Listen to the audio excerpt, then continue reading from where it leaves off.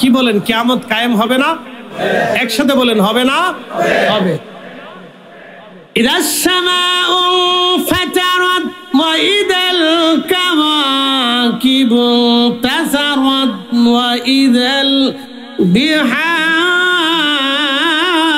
ফুজ্জিরাত ওয়া ইদাল কুবুরু বুসিরাত। আলিমাত নাফসুম মা কদ্দামাত ওয়া আখারাত। আকাশ ভেঙে ভেঙে পড়বে, নক্ষত্রগুলি ছড়িয়ে ছিটিয়ে ভেঙে ভেঙে পড়ে যাবে, সাগর উদ্দনিত হয়ে যাবে। পৃথিবীর কোন শক্তি সাগরকে নিবৃত করতে পারবে না। আল্লাহু আকবার। খোদার মহিমা যদি দেখতে চান তো আপনি মালদ্বীপে চলে যান, খোদার মহিমা দেখে আসবেন। বলে ফরিদে হুজুর কি আছে সেখানে?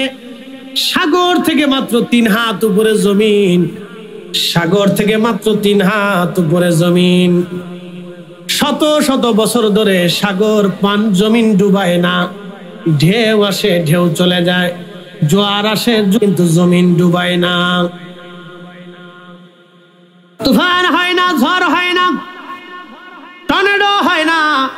বাংলাদেশে তুফান হয়, ঝড় হয়, টর্নেডো হয়। বাংলাদেশটাকে বাঁচানোর জন্য আল্লাহ সুন্দরবন দিয়ে রেখেছে, সাগরের পারে বড় বড় বন, ঝাউবন দিয়ে রেখেছে, যাতে মানুষের ক্ষতি না হয়।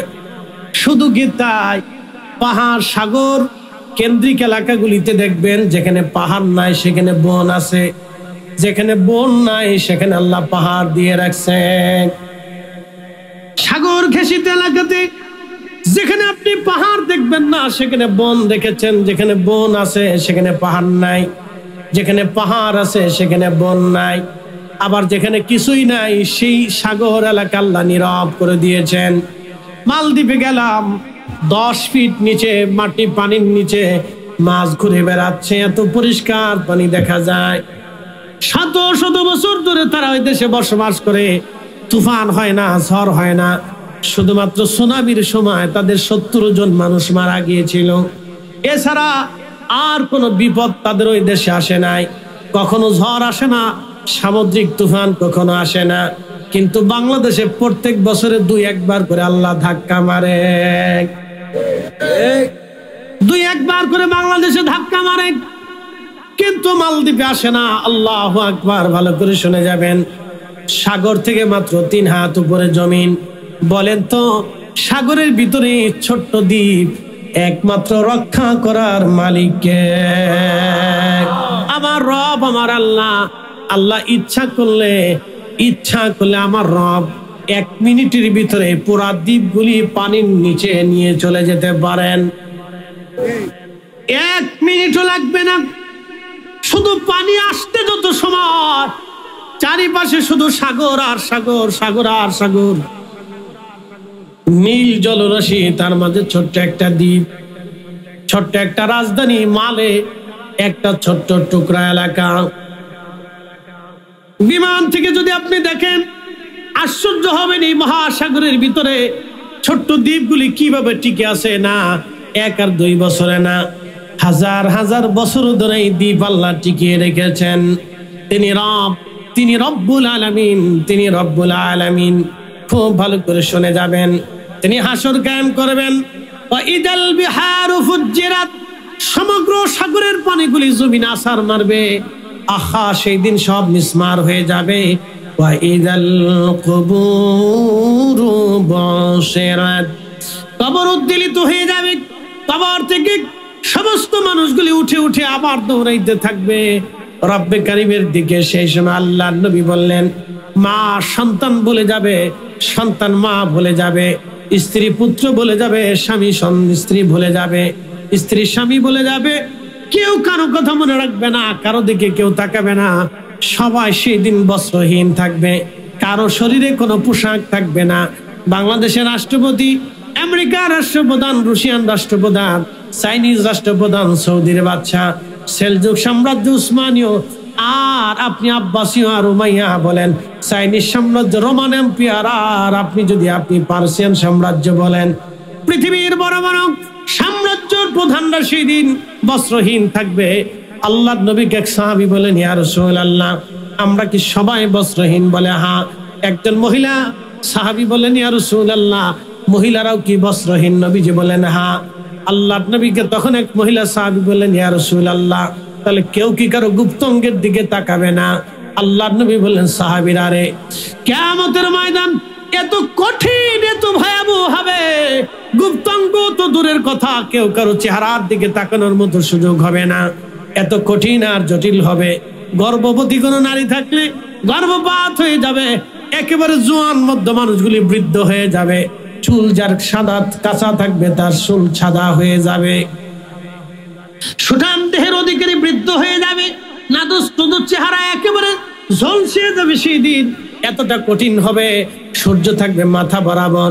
বর্তমান সূর্য 200 কোটি ডিগ্রি সেলসিয়াস, সেই দিন সূর্যটা থাকবে 70 গুণ আরো বেশি, আর মাথা থেকে 1.5 থেকে 2 কিলোমিটার মাত্র উপরে থাকবে। এত কঠিন হবে।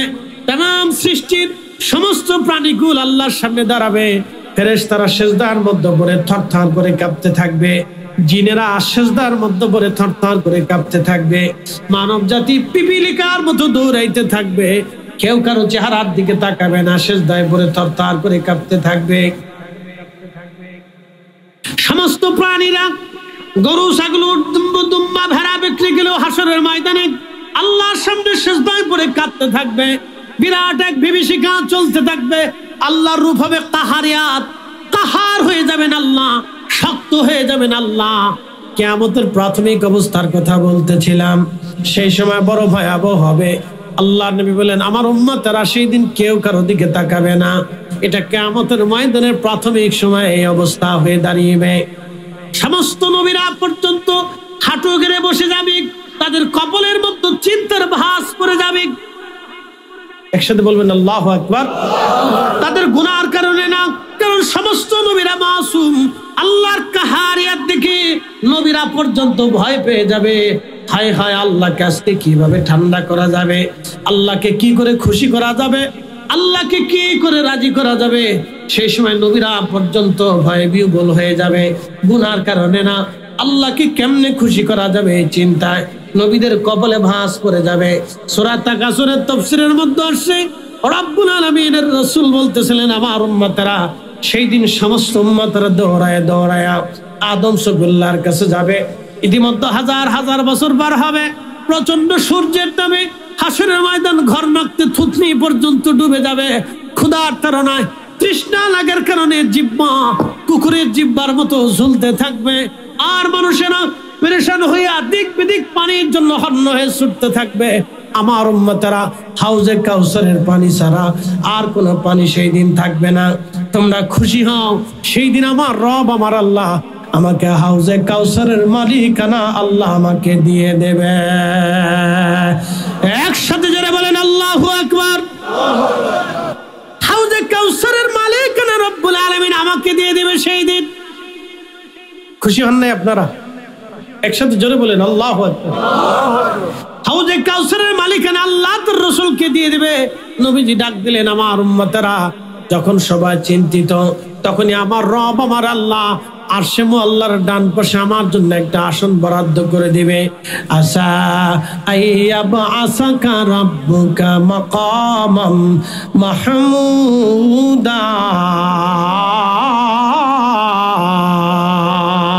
সেই দিন সমস্ত মানব জাতি দৌড়াবে।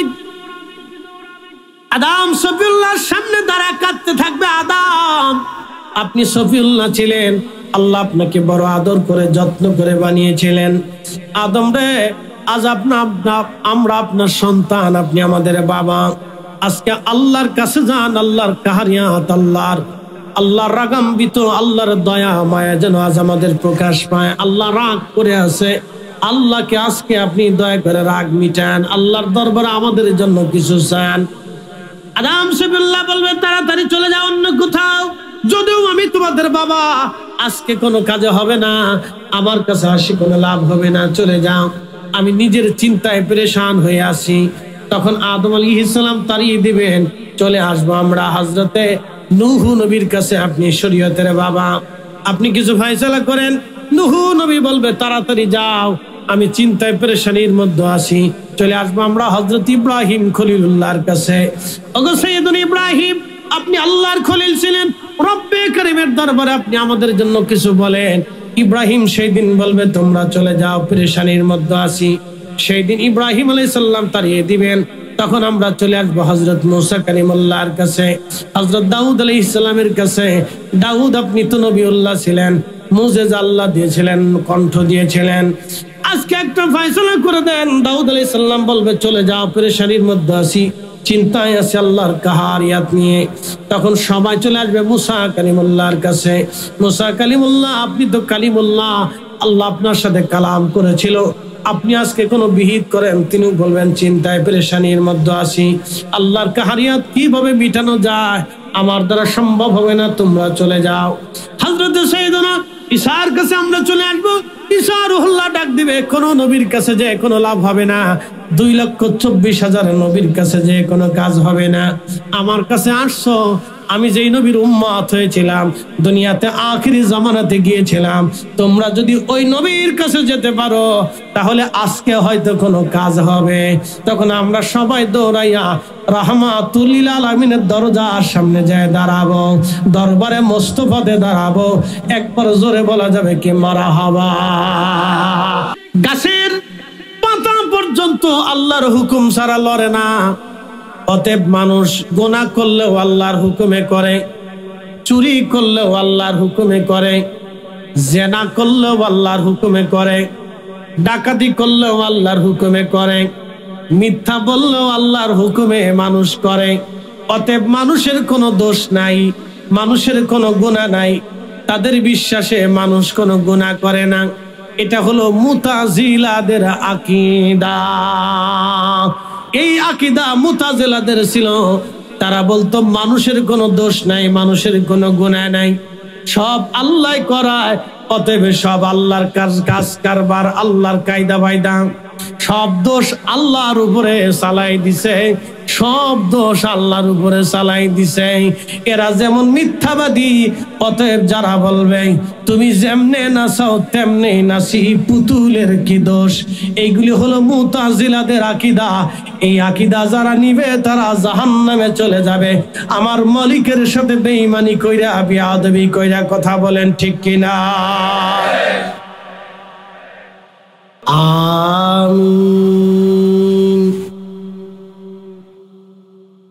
বাংলাদেশে যারা আছে, পৃথিবীর অন্য কোন দেশে না। আমি কয়দিন আগে মালয়েশিয়া গেলাম।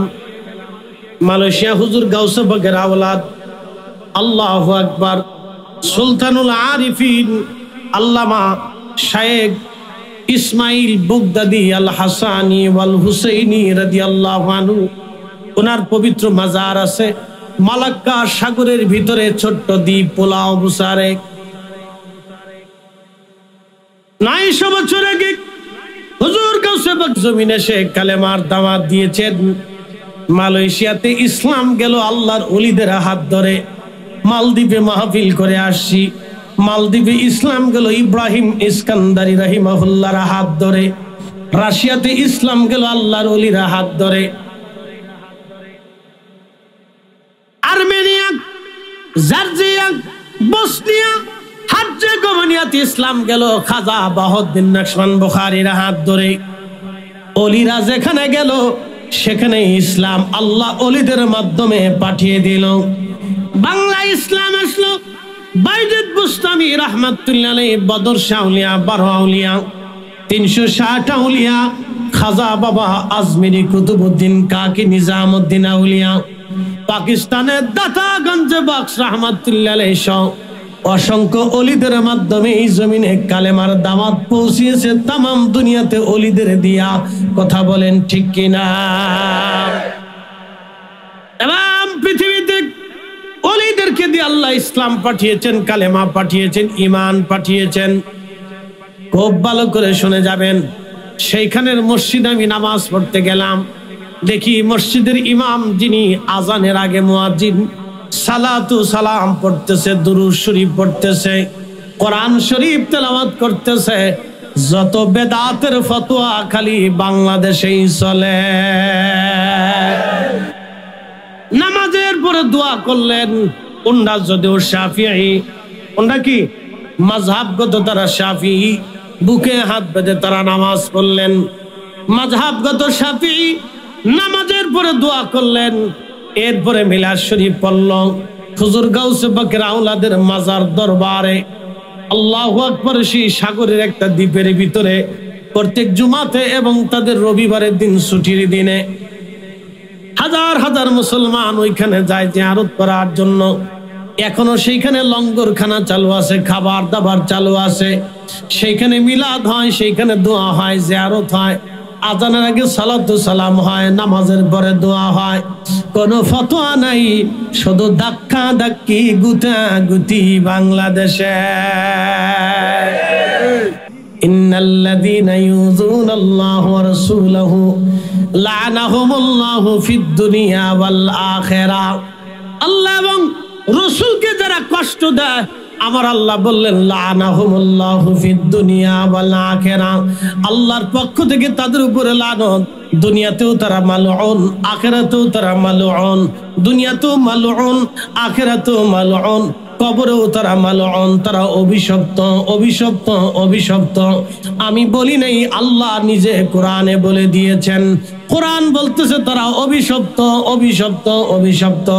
আল্লাহ এবং তার নবীকে যারা কষ্ট দেয়, আচ্ছা বলেন তো, আপনি যদি এসে আমার সামনে দাঁড়ায় বলেন, এই ফরিদি সাহেব, আপনার বাবার চরিত্র ভালো না, যদিও আমার আব্বার চরিত্র ভালো না, যদি সত্য প্রমাণিত হয়, তারপরেও আমার কাছে খারাপ লাগবে, আমার আব্বা নিয়ে আপনি কথা বলেছেন।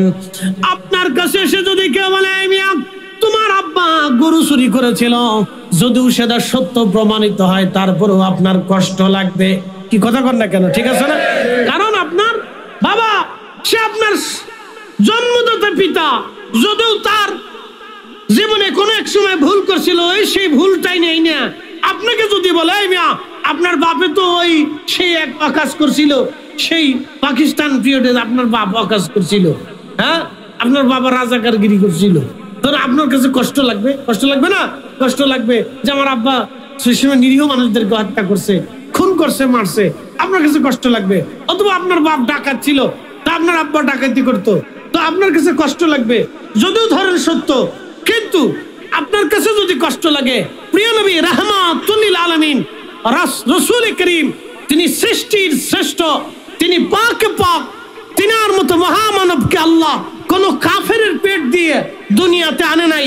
তিনাকে আল্লাহ ও তাকাল্লুবাক ফিস সাজিদিন, সিজদাকারীদের মাধ্যম দিয়া, ঈমানওয়ালাদের মাধ্যম দিয়া, পাক ও পবিত্র ব্যক্তিদের মাধ্যম দিয়া আল্লাহ তার রাসূলকে দুনিয়াতে এনেছিলেন। অতএব রাসূলকে যারা নাপাক বলবে, রাসূলের আব্বা আম্মাকে যারা কাফের বলবে, জাহান্নামী বলবে, আমি মনে করি সে দুনিয়াতে মালউন, অভিশপ্ত, অভিশপ্ত।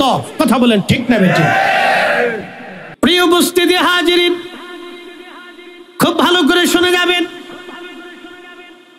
রাসূল করিমের চাচা আবু তালিব এত পরিমাণে খেদমত করেছিলেন, যদিও আল্লামা ইমাম সুয়ুতি আল হাবিলিল ফতোয়া আল মুজাল্লাদুস সানি এই খণ্ডের ভিতরে একটা ঘটনা লিখেছেন।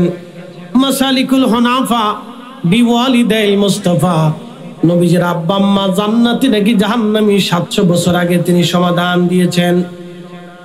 বিশ্ববিখ্যাত মুহাদ্দিস, তৎকালীন সময়ে 2 লক্ষ হাদিসের হাফেজ ছিলেন। এমন কোন হাদিসের কিতাব নাই যে হাদিসের কিতাব ওনার মুখস্থ না ছিল।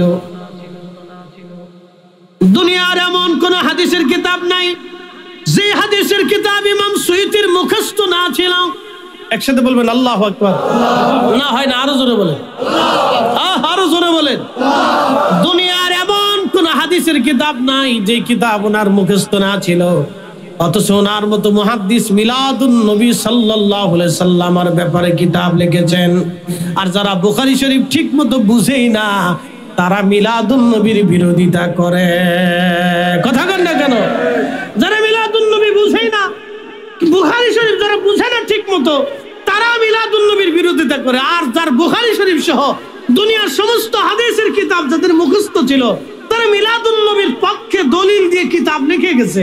কি আশ্চর্য, কি আশ্চর্য দুনিয়াতে! দেখেন আপনি, একটু ভাবেন তো, চিন্তা করেন তো। এই জন্য দুনিয়াতে যত শাফি মাযহাবের মানুষ আছে, অধিক শাফি মাযহাবরা মিলাদুন নবী ঘটা করে পালন করে। আপনি মালয়েশিয়াতে যাবেন, রাষ্ট্রীয়ভাবে মিলাদুন নবী হয়। আপনি ব্রুনাইতে যাবেন, রাজা নিজে মিলাদুন নবীর জুলুসে রাস্তায় বের হয়ে আসে। মারহাবা বলবেন না? হ্যাঁ, ইন্দোনেশিয়াতে রাষ্ট্রীয়ভাবে মিলাদুন নবী পালিত হয়। শাফিরা মিলাদুন নবী পালন করে, কারণ শাফি মাযহাবের ছিলেন ইমাম আব্দুর রহমান জালালউদ্দিন আস-সুয়ুতি। ওরা ওনাকে খুব সম্মান করে, উনি শাফি মাযহাবকে ফলো করতেন। ইমাম সুয়ুতি, ভালো করে শুনে যান। তো ইমাম সুয়ুতি মাসালিকুল হুনাফা বিওয়ালিদিল মুস্তাফা, নবীজির আব্বা আম্মা জান্নাতে নাকি জাহান্নামী, এই ব্যাপারে কিতাব সমাধান দিয়ে গেছেন। অতএব রাসূলের আব্বা আম্মাকে কেউ যদি জাহান্নামী বলে, তাহলে আমরা বুঝবো তারা মালউন, তারা ইহুদিদের সর এবং দালাল। কথা বলেন ঠিক না বেঠে? ও আসছে আমাদের ঈমানকে চুরি করার জন্য। এই জন্য আকাইদে আহলে সুন্নাত ওয়াল জামাত ছাড়া আর কোন নাজাতের রাস্তা, একসাথে বলেন, নাজাতের রাস্তা নেই, কোন রাস্তা নেই।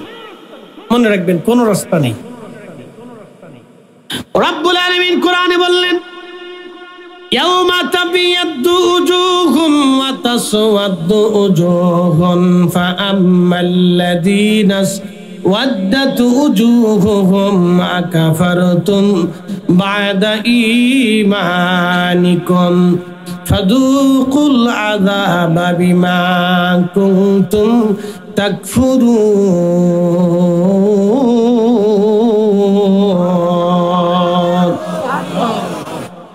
আল্লাহ বলেন, ইয়াউমা তাবিয়াদ্দু উজুহ, কিয়ামতের ময়দানে একদল মানুষের চেহারা থাকবে উজ্জ্বল, দেখলে বোঝা যাবে তারা জান্নাতি জান্নাতি জান্নাতি। তারা কারা? ইয়াউমা তাবিয়াদ্দু উজুহুনের তাফসীর করতে যাইয়া নবীজির চাচাতো ভাই রাইসুল মুফাসসিরিন হযরত আব্দুল্লাহ ইবনে আব্বাস রাদিয়াল্লাহু আনহুমা, যার মাজার শরীফ হলো তায়েফে, হাজী সাহেবরা তায়েফে যাওয়ার সময় হযরত ইবনে আব্বাসের মাজার জিয়ারত করে যায়, অথবা আসার সময় জিয়ারত করে। বিশ্ববিখ্যাত মুফাসসির, যিনি কোরআন সবচেয়ে বেশি বুঝনেওয়ালা, আল্লাহর নবীর পরে যিনি কোরআন বেশি বুঝতেন, তিনি হযরত ইবনে আব্বাস। একসাথে বলবেন না মারহাবা? আল্লাহর নবীর পরে, জোরে বলেন, আল্লাহর রাসূলের পরে কোরআন যিনি বেশি বুঝতেন, তিনি হযরত ইবনে আব্বাস। অতএব ওনার তাফসীরের পরে দুনিয়াতে আর কারো তাফসীর লাগে না, দুনিয়াতে আর কারো তাফসীর বুঝতে হবে না, উনি নিজে যা তাফসীর করেছেন। হযরত আব্দুল্লাহ ইবনে আব্বাস বলেন, ওহুম আহলুস সুন্নাতি ওয়াল জামাত, তারা অন্য কোন জামাত না। কিয়ামতের ময়দানে আরশে মুআল্লার নিচে নূরের মিম্বরে নূরের চেহারাতে যারা বসে থাকবে, তারা কারা? ওহুম আহলুস সুন্নাহ ওয়াল জামাত, তারা আহলে সুন্নাত ওয়াল জামাত। একবার জোরে বলা যাবে কি মারহাবা?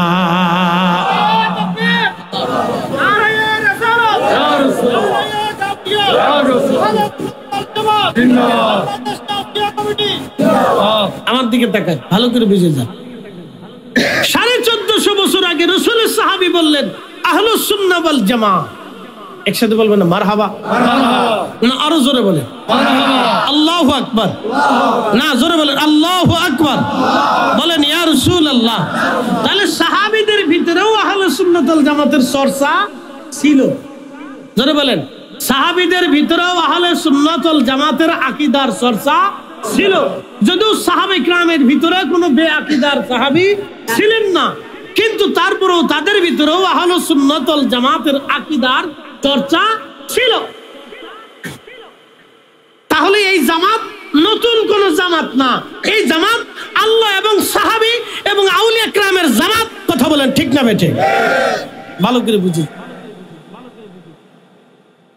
হযরত আব্দুল্লাহ ইবনে আব্বাস রাদিয়াল্লাহু আনহুমা এরপরের অংশে কোরআনে বলা হলো তাসওয়াদ্দু উজুহুন, আরেক দল মানুষের চেহারা থাকবে মলিন, দেখলে বোঝা যাবে তারা জাহান্নামী, মন বেজার করে তারা বসে থাকবে।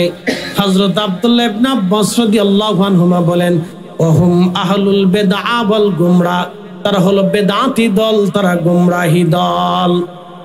আল বিদআতু ফিল ইতিকাদ, আকীদাগত বেদাত। আর একটা বেদাত হলো আল বিদআতু ফিল আমাল, আমলি বেদাত। আমলি বেদাত কি? আমাদের দেশে যারা আমরা সাধারণত দোয়া করি তারা বলে দোয়া বেদাত। আসতে বলেন না নাউজুবিল্লাহ। তারা বলেন দোয়া বেদাত। আসলে দোয়া বেদাত না, দোয়াটা হলো সুন্নাত। দুরূদ শরীফ আমরা মিলাদে পড়ি, দুরূদ পড়া বেদাত না, দুরূদ পড়া হলো সুন্নাত। কোরআন তেলাওয়াত করি, কোরআন খতম দেই, কোরআন খতম দেওয়া বেদাত না, কোরআন খতম দেওয়া সুন্নাত। তারা সুন্নতকে বেদাতে পরিণত করেছে। কবর জিয়ারত করা সুন্নত, মাজার জিয়ারত করা সুন্নত। সুন্নত থেকে তারা বেদাত ফতোয়া দিয়া মুসলমানদের থেকে আমল থেকে যারা সরাইতে চায়, আমরা সুন্নিরা কখনো সেটা মেনে নেব না। কথা বলেন ঠিক কিনা? ওলিদের জিয়ারত কি চলবে না বন্ধ হবে? একসাথে বলেন, চলবে না বন্ধ হবে? মনে রাখবেন, ওলিদের দরবার রাষ্ট্র কর্তৃক নিয়ন্ত্রিত না। কোন ওলিদের দরবার, ওলিদের বারগাহ, ওলিদের মাজার রাষ্ট্র কর্তৃক নিয়ন্ত্রিত না। তারা রাষ্ট্রের অধীনে থাকেন না, বরং রাষ্ট্রের প্রধানরা তাদের অধীনে চলতো। একসাথে কোন আল্লাহু আকবার। মোগল সাম্রাজ্য তারা ওলিদের কর্তৃক চলতো। সালতানাত, নবাবীরা ওলিদের কর্তৃক তারা নিয়ন্ত্রিত হতো। উসমানীয়রা, ফাতিমীয়রা, সেলজুকেরা, খাওয়ারিজম, উমাইয়া, আব্বাসীয়রা ওলিদের কর্তৃক তারা নিয়ন্ত্রিত হতো। তারা কর্তৃক ওলিরা নিয়ন্ত্রিত হতো না। এই জন্য ইমাম আবু হানিফা জীবন দিয়েছেন, ইমাম আহমদ ইবনে হাম্বল রাজা বাদশাদের কাছে জীবন দিয়েছেন, কিন্তু রাজা বাদশাদের কাছে মাথা নত করেন নাই। একসাথে বলবেন না মারহাবা। পৃথিবীর বহু ওলিরা তিনারা হিজরত করে চলে গেছেন। ইমাম বুখারী রাজা বাদশা কর্তৃক আক্রান্ত হয়ে, অপদস্থ হয়ে দেশ ছেড়ে তিনি ইন্তেকাল করেছেন। পৃথিবীর বহু ওলিরা রাজা বাদশা কর্তৃক অপদস্থ হয়েছেন, কষ্ট পেয়েছেন, কিন্তু তারা রাজা বাদশাদের কাছে মাথা নত করেন নাই। কোন ওলিরা রাজা বাদশাহী তারা নেন নাই, কিন্তু রাজা বাদশাদের গোলামি করেন নাই। কথা বলেন ঠিক না বেঠিক? এই জন্য কোন ওলিরা রাজা বাদশা কর্তৃক নিয়ন্ত্রিত না। এই জন্য ওলিদের দরবার কিয়ামত পর্যন্ত চলবে। কাদেরিয়া, চিশতিয়া, নকশবন্দিয়া, মুজাদ্দিদিয়া, বর্তমান বাংলাদেশে যত রাজনৈতিক দল আছে 50 বছর পরে নাও থাকতে পারে। কি কথা কন না কেন? 50 বছর আগে কি রাজনৈতিক দলগুলি ছিল? একটাও ছিল না। কথা কন না কেন? একটাও ছিল না। গতানুগতিক এই রাজনৈতিক দলগুলি 50 বছর আগে একটাও ছিল না, অথবা 100 বছর আগে একটাও ছিল না।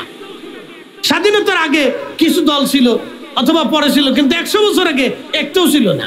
তখন ছিল সব ব্রিটিশ, একবারে নীল দল, কোন দল নাই। ব্রিটিশদের শাসন।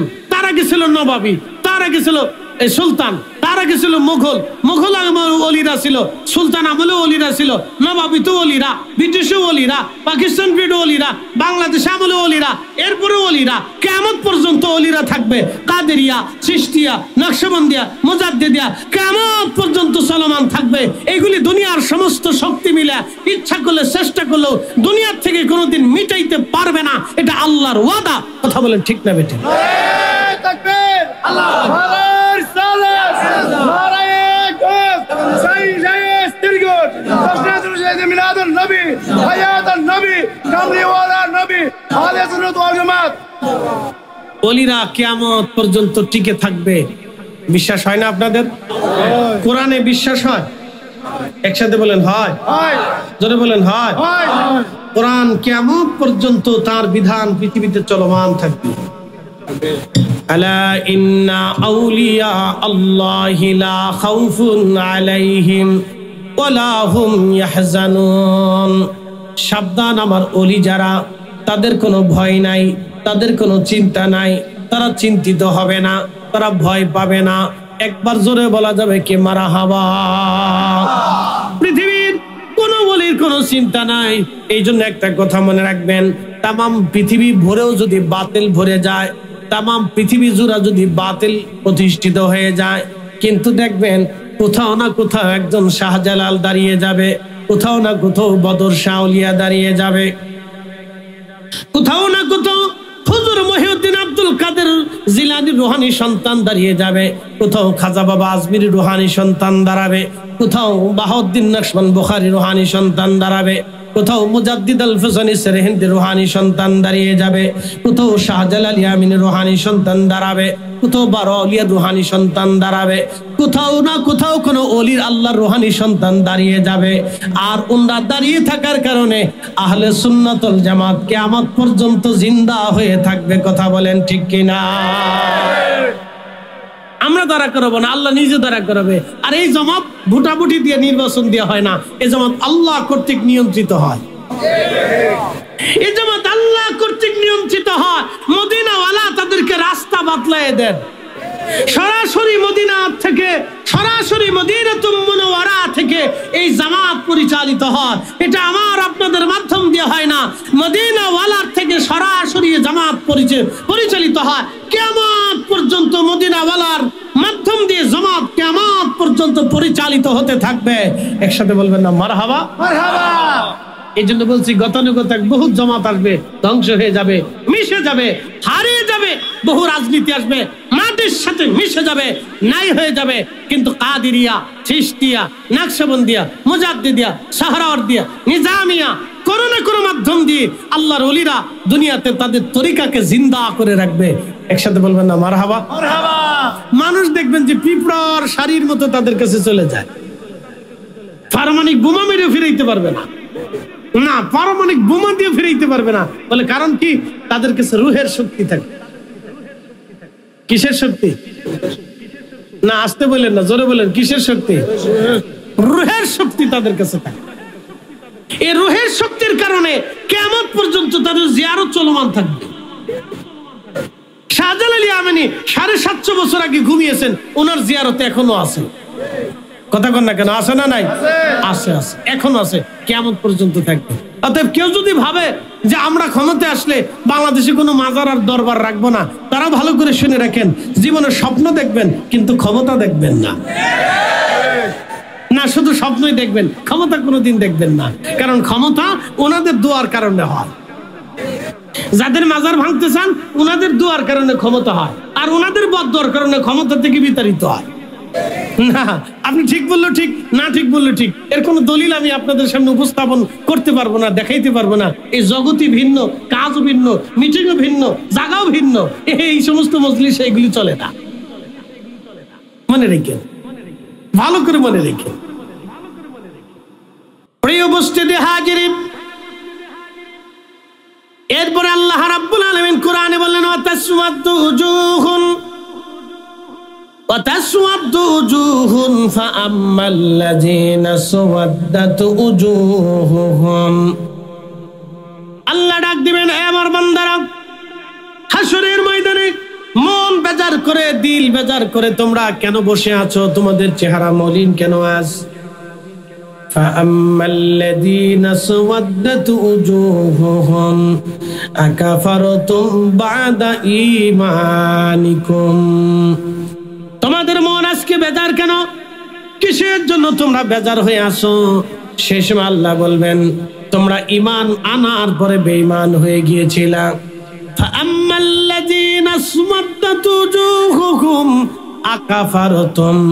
আকাফারতুম বা'দা ঈমানিকুম। ঈমান আনার পরে তোমরা বেঈমান হয়েছিলে।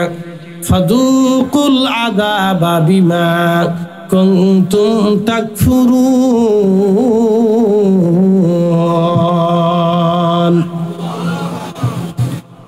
যাও, আজকে আমি আল্লাহর দরজায়, তোমাদের কোনো জায়গা হবে না। যাও, জাহান্নামে চলে যাও, যাও জাহান্নামে চলে যাও।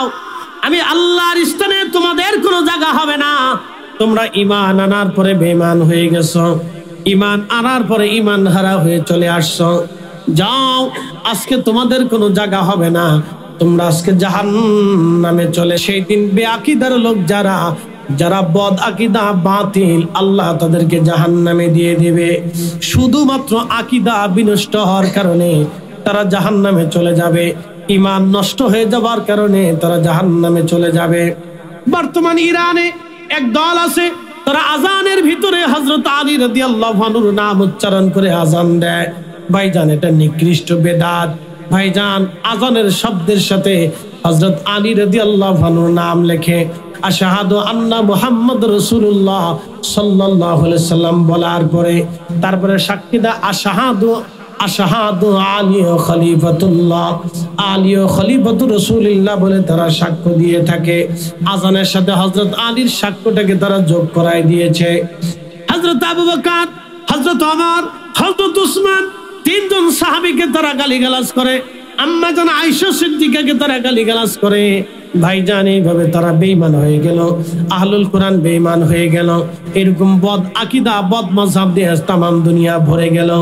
এই জন্য আহলে সুন্নাত ওয়াল জামাতের আকীদার কাছে মুসলমানরা নিরাপদ, ইসলাম নিরাপদ, এবং সুফিদের কাছে, ওলিদের কাছে তামাম দুনিয়ার ইসলাম ছিল সারা জীবনের জন্য নিরাপদ।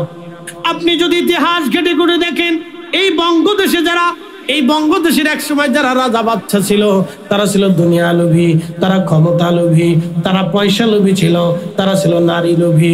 মোগল সাম্রাজ্য দেখেন, নবাবী আমল দেখেন, সালতানাত আমল দেখেন, আপনি যদি উমাইয়া রাজবংশ দেখেন, উমাইয়া রাজবংশের ভিতরে একটা মাত্র রাজবংশের শাসক তিনি ছিলেন একনিষ্ঠ, তার নাম হযরত ওমর ইবনে আব্দুল আজিজ রাদিয়াল্লাহু আনহু। তিনি ব্যতীত উমাইয়াদের যত বাদশা ছিল, সব বাদশা ছিল রক্ত পিপাসু, ক্ষমতা লোভী, নারী লোভী। এরপরে আপনি যদি আব্বাসীয়দের মধ্যে আপনি দেখেন, আব্বাসীয়দের ভিতরে অধিক বাদশারা ছিল নারী লোভী, বেঈমান প্রকৃতির। একজন বাদশা ছিলেন আল্লাহওয়ালা, তেনার নাম খলিফা হারুনুর রশিদ রাহমাতুল্লাহ আলাইহি। তেনার স্ত্রী জুবাইদা। যদি কখন আপনি হেরেমে চলে যান, যদি আরাফাতের ময়দানে যান, আরাফাতে একটা আপনি নহর পাবেন, এই নহরের নাম নহরে জুবাইদা।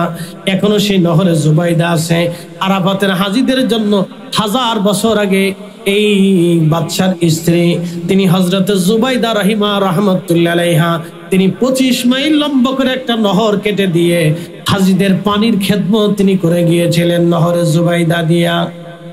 বন্ধু আমার খুব মনোযোগ দিবেন, উসমানীয় সাম্রাজ্যের ভিতরে যদি আপনি রাজা বাদশা দেখেন, মাত্র 2 জন বাদশা ছিলেন আমলদার, একজন উসমান গাজী, এরপরে যিনি ছিলেন তেনার নাম সুলতান দ্বিতীয় আব্দুল হামিদ। এছাড়া আমি আর কাউকে ভালো দেখি না। এরপরে যদি আপনি ফাতিমা দেখেন, তারা ছিলেন শিয়া। এরপর আপনি যদি সেলজুক দেখেন, সেলজুকের শুধু প্রথম বাদশা যিনি ছিলেন মালিক শাহ, তিনি ব্যতীত এরপরে যারা আসছিলেন সব ছিলেন দুনিয়া লোভী। শুধু মালিকুল মুলক ছিলেন নিজামউদ্দিন।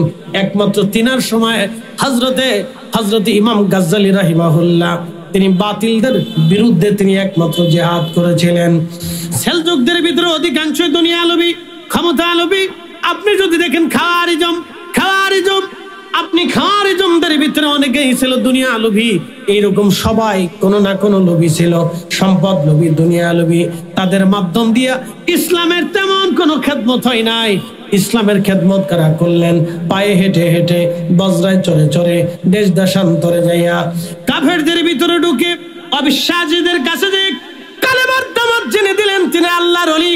একা খাজা বাবা আজমিরি, একা তিনি 90 লক্ষ মুসলমানকে তিনি কালেমা পড়ায়া, 90 লক্ষ বেঈমানকে তিনি কালেমা পড়ায়া মুসলমান বানিয়েছিলেন।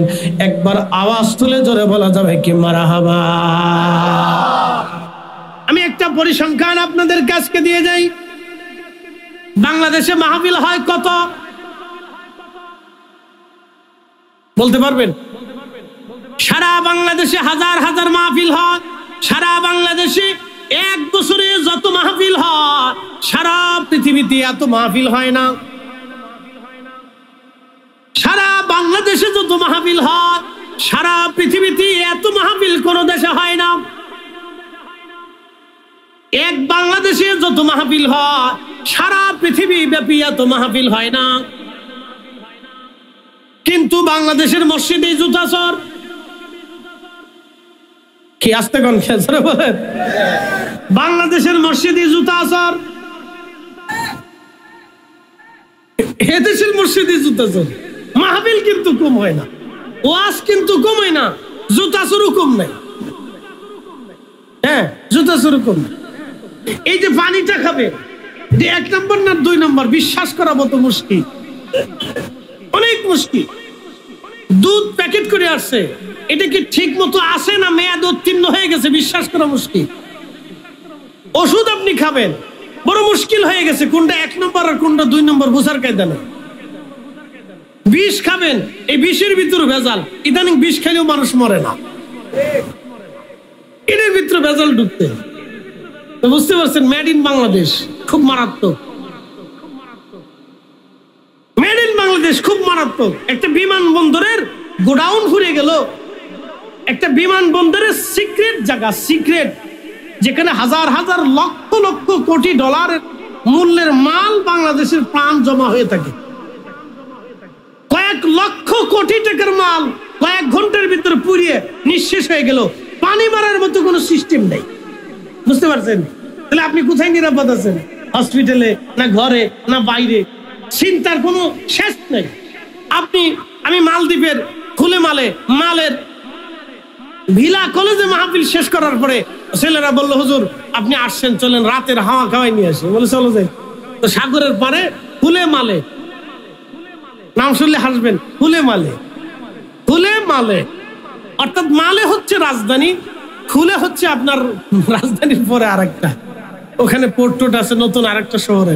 তো মাঝখানে একটা ব্রিজ আছে সাগরের উপরে, এই ব্রিজ চাইনিজরা করে দিছে।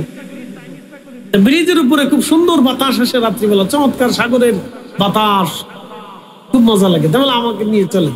তো যেতে দেখি মেয়েরা হেঁটে হেঁটে যাচ্ছে, মহিলারা যার যার মতো হাঁটতেছে। মেয়েরা, আমি বললাম এত মেয়ে এত রাত্রিবেলা হাঁটে, এদেশের পুরুষরা কি ধরে লয়ে যায় না? আমাদের বাংলাদেশে যেমনি দর্শন হয়। হুজুর একটা মহিলাকে কেউ জিজ্ঞাসাও করবে না, ধরবে না, এদেশের আইন খুব কড়া। আর যদি বাংলাদেশ হইতো, তাহলে বাংলাদেশ হলে এটা কোয়া লাগতো না। বুরকা পরাও একটা মেয়ে রাত 8টার পরে যদি আপনি ছেড়ে দিয়ে বলেন যে তুমি একা একা চট্টগ্রাম যাও, তো বাবার কলিজায় আর পানি থাকবে না যে মেয়েটা চট্টগ্রাম গেল না হারিয়ে গেল। কথা কোন ঠিক কিনা? এটাই বাংলাদেশ, 18 কোটি মুসলমানের দেশ, কালেমা ফান্নেওয়ালাদের দেশ, কোরআন শিখনেওয়ালাদের দেশ, মাহফিল দেনেওয়ালাদের দেশ, ওয়াজ করনেওয়ালাদের দেশ, এদেশের আলেমদের দেশ। এদেশে ওলি আউলি এত পরিমাণে আসছে, পৃথিবীর কোন অল্প ভূখণ্ডের ভিতরে এত ওলি গেছে আমার জানা নাই।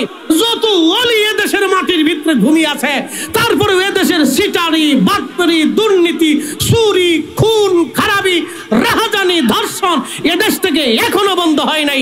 তার মানে এখন আমরা মানুষই হতে পারি নাই। কথা বলেন ঠিক কিনা? না, মানুষই হতে পারি নাই।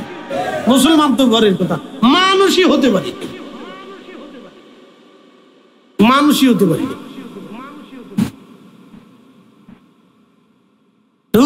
মানুষই হতে পারি। মাঝে মধ্যে চিন্তা করি যে কোন দেশে বাস করি, এর বাতাসের ভিতরে প্রয়োজন আসে। তুই উপস্থিতি ভাই আমার, দুঃখের সাথে কথাগুলি বলতেছি, ভালো করে শুনে যান। যে দেশে রাত 2টো, 3টে, 4টের সময় একটা মেয়ে রাজধানীর সাগরের পারে নিরাপদ, আর আপনার সে দেশে একটা ঘরের ভিতরেও নারীর নিরাপত্তাহীনতার ভিতরে থাকে। কাল ভিডিওতে দেখলাম 70 এক বৃদ্ধকে পর্যন্ত ধর্ষণ করছে দেশের মানুষ। কুকুরের চাইতে নিকৃষ্ট, শুয়োরের চাইতেও নিকৃষ্ট। কথা কন না, ঠিক কিনা? কুত্তা শুয়োরের চাইতেও নিকৃষ্ট। আমি আর কুত্তারও একটা ধর্ম আছে, কুত্তারও ধর্ম আছে। কুত্তাও তার আল্লাহর দেওয়া নির্দিষ্ট আইন মেনে চলছে।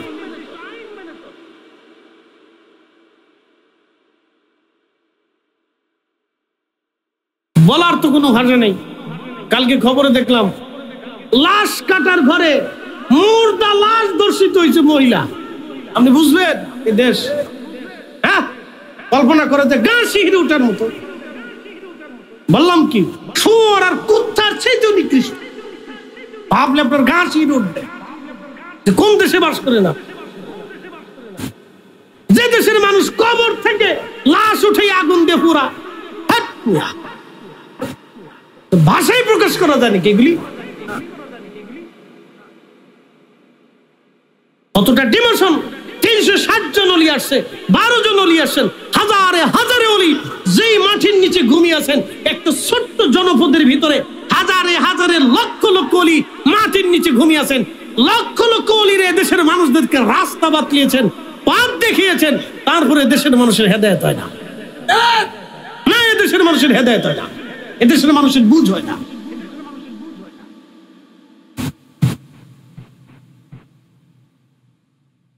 ওই উপস্থিতি কবে আমরা চেঞ্জ হবো আমরা জানি না।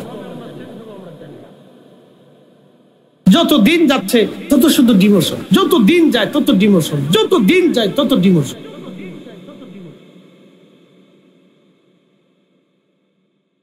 সময়ের স্বল্পতা, দীর্ঘ আলোচনা, মূল আলোচনার দিকে ফিরে যাব। আহলে সুন্নাত ওয়াল জামাতের আকীদার কথা বলেছিলেন, আকীদার উপর আপনাদেরকে শোনাইলাম। দ্বিতীয় চ্যাপ্টার আছে আমার, শাফাতে মুস্তাফা, প্রিয় নবীর শাফায়াতের দিকে চলে যাই।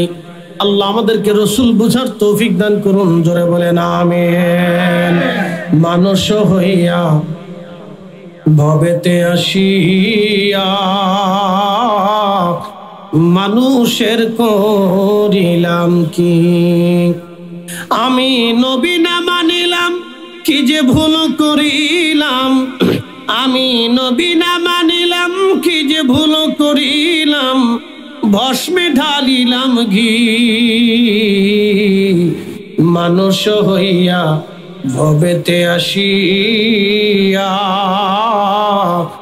মানুষের করিলাম কি, মানুষ হইয়া ভবেতে আসিয়া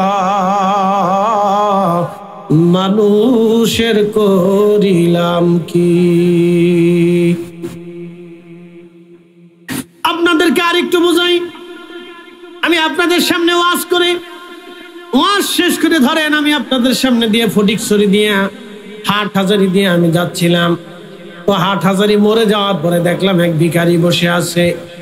এক বৃদ্ধা নারী আমার দিকে হাত বাড়িয়ে বলল, বাবা সারাদিন আমি ক্ষুধার্ত ছিলাম, আমাকে খাইতে কিছু পয়সা দেন অথবা আমাকে খাইতে দেন। এক বৃদ্ধা নারী এসে বলল, বাবা আমাকে কিছু খেতে দেন, আমি ক্ষুধার্ত। ঠিক তখনই আমি তাকে একটা ধমক দিয়ে চলে গেলাম। আমার পকেটে পয়সা, আমার কাছে টাকা আছে, কিন্তু তাকে খেতে দিলাম না। ঠিক একই রকম আমার মতো একজন মানুষ, দাড়ি নাই, টুপি নাই, জুব্বা নাই, পাগড়ি নাই, সে রাস্তা দিয়ে হেঁটে যাওয়ার সময় বৃদ্ধা নারী হাত পেতে বলল, বাবা আমি ক্ষুধার্ত, সারাদিন আমি না খাওয়া ছিলাম, বাবা আমাকে কিছু খেতে দেন। ঠিক তখন এই লোকটার মায়া হলো, হোটেলে নিয়ে ওই লোকটা ওই বৃদ্ধ নারীকে খাইতে দিল। আমার মাথায় পাগড়ি আছে, টুপি আছে, পায়জামা আছে, জুব্বা আছে, মুখে দাড়ি আছে, কিন্তু আমি খেতে দিলাম না। কিন্তু একজন দাড়ি ছাড়া, জুব্বা ছাড়া, টুপি ছাড়া, পাঞ্জাবি ছাড়া ওই মহিলাকে খেতে দিল, ক্ষুধার্ত মানুষকে খেতে দিল। বলেন আপনার দৃষ্টিকোণ থেকে কোন লোকটা শ্রেষ্ঠ হবে? বুঝেন নাই? শ্রেষ্ঠ কে বলেন? যিনি খাওয়াইলেন না তিনি শ্রেষ্ঠ না, যে খাওয়াইলো তিনি শ্রেষ্ঠ। হ্যাঁ, এই শ্রেষ্ঠত্ব কিসের কারণে হলো? হুজুর বলে গেছেন 10টা গুণ, তার একটা গুণের নাম হচ্ছে ইহসান। একটা গুণের নাম কি?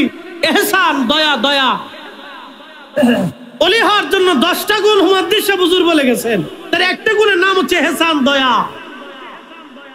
আমার মাথায় টুপি আছে কিন্তু দয়া নাই, আমার মুখে দাড়ি আছে কিন্তু দয়া নাই, আমার গায়ে জুব্বা আছে কিন্তু দয়া নাই, আর যার গায়ে টুপি নাই, মাথায় জুব্বা ফাকরি নাই, তার দয়া আছে, সে একজন ক্ষুধার্তরে খাইতে দিল। তাহলে আপনার দৃষ্টিকোণ থেকে সে যদি আপনার কাছে ভালো হয়ে থাকে তাহলে বুঝতে হবে আমরা মূল ইসলাম থেকে এখনো অনেক দূরে। কয়েকদিন আগে দিনাজপুরের ভাগাড়ে এক বৃদ্ধ পাগল ক্ষুধার্ত অবস্থায় পড়ে মরে ধরলো। 18 কোটি মানুষের কাছে তার খাবার জুটে নাই, 18 কোটি মানুষের কাছে খাবার জুটে নাই। কিয়ামতের ময়দানে পাগল দাঁড়িয়ে বলবে, হে রব, তুমি এমন একটা দেশে আমাকে জন্ম দিয়েছিলা, আমি পাগল ছিলাম, ক্ষুধার্ত অবস্থায় না খেয়ে খেয়ে মারা গিয়েছিলাম, বিনা চিকিৎসাতে মারা গিয়েছিলাম। 18 কোটি মানুষের কাছে আমি ওষুধ পাই নেই, 18 কোটি মানুষের কাছে আমি পানি পাই নেই, 18 কোটি মানুষের কাছে আমি সহানুভূতি পাই নেই, 18 কোটি মানুষের কাছে আমি দয়া পাই নেই, 18 কোটি মানুষের কাছে আমার কোনো খাবার ছিল না। আল্লাহ, আমি ক্ষুধার্ত দুনিয়ার থেকে বিদায় নিয়েছিলাম, আজকে তোমার দরবার আমি ফাইসালা চাই। তুমি বলে মালিক ইয়াউমিদ্দিন, বিচার দিনের মালিক, হে রব তুমি ফাইসালা করবে, আমি তোমার কাছে আদালতে বিচার দিলাম, দুনিয়ার কোন আদালতে আমার ফাইসালা হয় নাই, আমি খুদাই খুদাই মরে গেছি। দুনিয়ার কোন আদালত আমাকে নিয়ে, দুনিয়ার কোন মিডিয়া আমাকে নিয়ে, দুনিয়ার কোন গোষ্ঠী আমাকে নিয়ে কোনদিন ফাইসালার জন্য টানে নাই। হে রব, তোমার দরবারে ফাইসালা দিলাম, আমি ফাইসালা নিয়ে তোমার কাছ থেকে যাব। বলেন সেই দিন সর্বপ্রথম ধরা খাবে আমার দেশের প্রধান উপদেষ্টা, রাষ্ট্রপতি, প্রধান সেনাপতি, সচিবরা এবং সরকারি কর্মকর্তা কর্মচারী যারা ছিলেন, খাদ্য অধিদপ্তরে যিনি প্রধান ছিলেন এবং চিকিৎসা শাস্ত্রের যিনি প্রধান ছিলেন, এই সমস্ত অধিদপ্তরের যারা প্রধান আছেন তিনার সর্বপ্রথম আসামি হবে, এরপরে ধনীর আসামি হবে, এরপরে সাধারণ জনগণ আসামি হবে। 18 কোটি মানুষের সামনে সেই দিনই পাগলের ফয়সালা রব্বে করিম করবেন। 18 কোটি মানুষের কাছে খাবার হয় নাই, রাষ্ট্রের কাছে খাবার হয় নাই, রাষ্ট্র থেকে চিকিৎসা দিতে ব্যর্থ হয়েছে। আমার দেশের হাজার হাজার পাগল রাস্তা দিয়ে ঘোরে, এটার দায়িত্ব তো আর আমাদের জনগণের হাতে না, এটার দায়িত্ব ছিল রাষ্ট্রের হাতে। আমার দেশের 5 লক্ষ পথ শিশু আছে, ওরা মানুষের দ্বারে দ্বারে ভিক্ষা করে খা, এটার দায়িত্ব আমাদের হাতে না, এটার দায়িত্ব ছিল রাষ্ট্রের কাছে। আমার দেশের বহু বৃদ্ধ বৃদ্ধারা এবং ক্ষুধার্তরা, অন্ধ এবং ল্যাংড়া কানা বুবারা রাস্তায় চলে, তাদের দায়িত্ব আমাদের হাতে না। আমার দেশের বহু এতিম সন্তান আছে, বহু বিধবা নারীরা আছে, তাদের দায়িত্ব জনগণের হাতে না, তাদের দায়িত্ব ছিল রাষ্ট্রের হাতে। তো রাষ্ট্রের কর্মকর্তা কর্মচারীরা ব্যর্থ হয়েছে। কিয়ামতের ময়দানে কোটি কোটি মানুষের সামনে আল্লাহ তাদের ফয়সালা করবে, তোমরা রাষ্ট্রের অধিপতি ছিলা, কেন তোমরা তোমাদের দায়িত্ব পালন করো নাই? আমার বান্দা কেন ক্ষুধার্ত ছিল? আমার অন্ধ কেন খাবার পাই নাই? আমার বোবা কেন ভর্তুকি পাই নাই? আমার অসুস্থ কেন সেই দিন সেবা পাই নাই? সেই দিন রব্বে করিমের দরবারে পাই হিসাব দিয়ে জান্নাতে যাইতে হবে। 14 গোষ্ঠীর পক্ষেও হিসাব দিয়ে জান্নাতে যাবার কোনো সুযোগ থাকবে না। আর রহমতের রসুলের দরবারে তাদের জন্য কোনো সুপারিশ হবে না, কারণ রসুলের উম্মতকে কষ্ট দিয়া রসুলের দরজায় দাঁড়াইলে আল্লাহর রসুলও তাদেরকে সুপারিশ করবে না। নবীজি দূর দূর করে তাড়িয়ে দিয়ে বলো, দূর হ, তুই আমার ক্ষুধার্ত উম্মতকে খাবার দিস নাই, তুই আমার তৃষ্ণার্ত উম্মতকে পানি দিস নাই, তুই আমার অভক্ত উম্মতকে ওষুধ দিস নাই, তুই আমার অসুস্থ উম্মতকে সেবা দিস নাই, তুমি আসছো আমার কাছে সাহায্য চাইতে। আজকে কিয়ামতের ময়দানে আমিও রসুল তোকে চিনি না, আমার দরজা থেকে দূর হয়ে যা। আল্লাহ রসুলের দরজা থেকে সেই দিন তাড়িয়ে দেওয়া হবে, আর একটা দলকে তাড়িয়ে দেওয়া হবে। সেই দিন রসুল করিম হাউজে কাউসারের পানি পান করাইতে থাকবেন। ঠিক এমন সময় একদল উম্মত দৌড়ে দৌড়ে হাউজে কাউসারের দিকে যেতে থাকবে।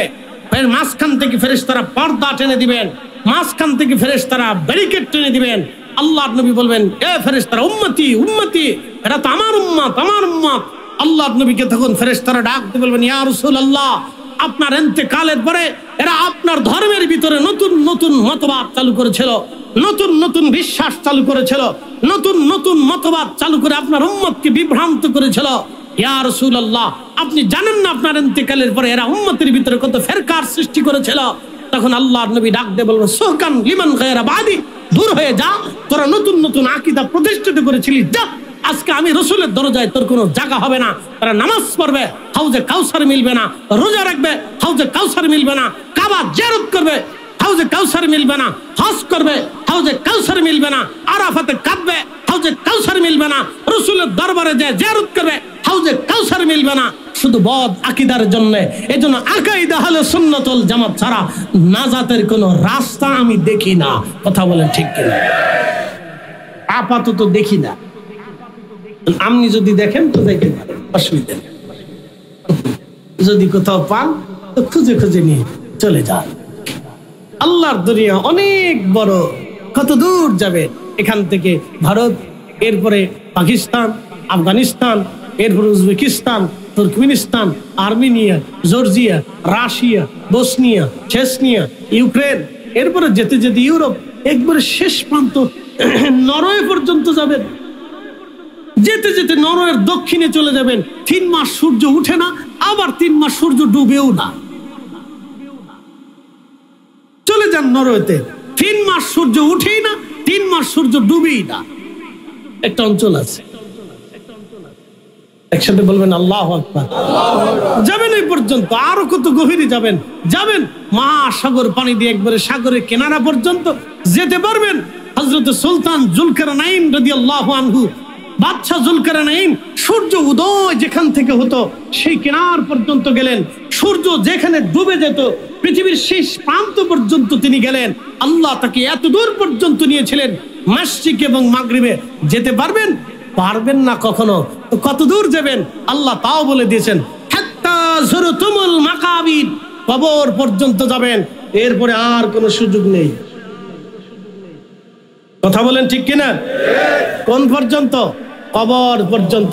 বুঝে ঈমান নিয়ে কবরে যাবেন। বুঝে ইমান নিয়ে কবরে যাবেন। হুজুর গাউসে পাক রাহিমাহুল্লাহর জুতা মুবারক এক পাল্লায় দিবেন, তাম বর্তমান জামানার উম্মতকে আর এক পাল্লায় দিবেন। হুজুর গাউসে পাকের জুতার ওজনের সমান হবে না, কারণ আওলাদে রাসূল সরাসরি হাসানি হুসাইনি উনাদের রক্তের মাধ্যম দিয়ে আল্লাহ দুনিয়াতে কাকে পাঠাবেন জানেন? তিনি ইমাম মাহদি। একসাথে বলবেন আল্লাহু আকবার। হয় না? আরো জোরে বলেন, আরো জোরে বলেন। না আরো জোরে বলেন, আরো জোরে বলেন। তিনি কে? ইমাম মাহদি। হুজুর গাউসে পাক যেই রক্তে, ইমাম মাহদি আসবে সেই রক্তে, হাসানি হুসাইনি। একসাথে বলবেন আল্লাহু আকবার। হাসানি হুসাইনি, ওই রক্তে ইমাম মাহদি দুনিয়াতে আসবে। তো সেই রক্তের সূর্য সন্তান হুজুর গাউসে পাক বললেন, আমার রাসূল নূর, আমরা জীবনেও মাটি বলবো না। এই আস্তে কোন কেন? জোরে বলেন। না আস্তে বলেন, জোরে বলেন, জোরে বলেন। হাত উঁচা করে বলেন, হাত উঁচা করে বলেন। উনি আহলে সুন্নাত ওয়াল জামাত, আমরা জীবনে এই জামাত ছাড়া অন্য জামাত মানবো না। কথা বলেন ঠিক কিনা? আপনার যদি কোনো জামাত মানতে মন চায় চলে যান, অসুবিধা নেই, ওটা আপনার ইচ্ছা, স্বাধীনতা আছে। আপনাকে আমি মন্দ বলবো না, কাফেরও কব না, ফাসিকও কব না, চলে। আমার কিছু বলার অধিকার নেই, এটা রব্বেকারী ব্যাপার। মেহেশ্বরের ময়দানে কোটি কোটি মানুষ আল্লাহর আদালতে দাঁড়াবেন, আপনিও দাঁড়াবেন। কোন পীর যদি আপনার কাছে ভালো না লাগে, তো আহলে সুন্নাত ওয়াল জামাত তো ভালো লাগে। এই কথা ঠিক আছে না? আপনার কাছে ভান্ডার শরীফ ভালো লাগে না, শ্রীকোট ভালো লাগে না, আটটুসি ভালো লাগে না, সারসিনা ভালো লাগে না, জৈনপুর ভালো লাগে না, পুরভরা ভালো লাগে না, সোনাকান্দা ভালো লাগে না, আপনার কাছে কোনো দরবার ভালো লাগে না, কোনোটাই আপনার কাছে পছন্দ হয় না, কোনো পীর পছন্দ হয় না, কোনো মাশায়েখ পছন্দ হয় না, কোনো আলেম পছন্দ হয় না, আপনার তো রাসূল পছন্দ হয়। কি কথা ঠিক আছে না? সাহাবী তো পছন্দ হয়, তো রাসূল এবং সাহাবীদেরকে দিকে তাকাইয়া আপনাকে আহলে সুন্নাত ওয়াল জামাতে থাকতে হবে, বুঝে যেতে হবে। দুনিয়ার কাউকে ভালো লাগে না, নাও লাগতে পারে, আমাকেও লাগে না, মুহাদ্দিস সাহেবকেও লাগে না, জামিয়া ভালো লাগে না, দারুন নাজাত ভালো লাগে না, কোনোটাই ভালো লাগে না আপনার কাছে। তা আহলে সুন্নাত ওয়াল জামাত তো ভালো লাগে, কোনোটাই ভালো লাগে না। আল্লাহ রাসূল এবং সাহাবী তো ভালো লাগে, তো আল্লাহর নবী এবং সাহাবীদের দিকে তাকাইও আপনাকে আহলে সুন্নাত ওয়াল জামাতে থাকতে হবে। অনেকে এসে বলে, হুজুর ওই দরবার ভালো লাগে না, তো ভালো না লাগতে পারে আপনার, সবার কাছে কি সবাই কিছু ভালো লাগবে? বাজারে পচা জিনিসও বিক্রি হয়, কি হয় না ভাই? নরমাল জিনিসও বিক্রি হয় না ভাই? 150 টাকার লুঙ্গিও বিক্রি হয়, কি কথা কেন কেন হয় না?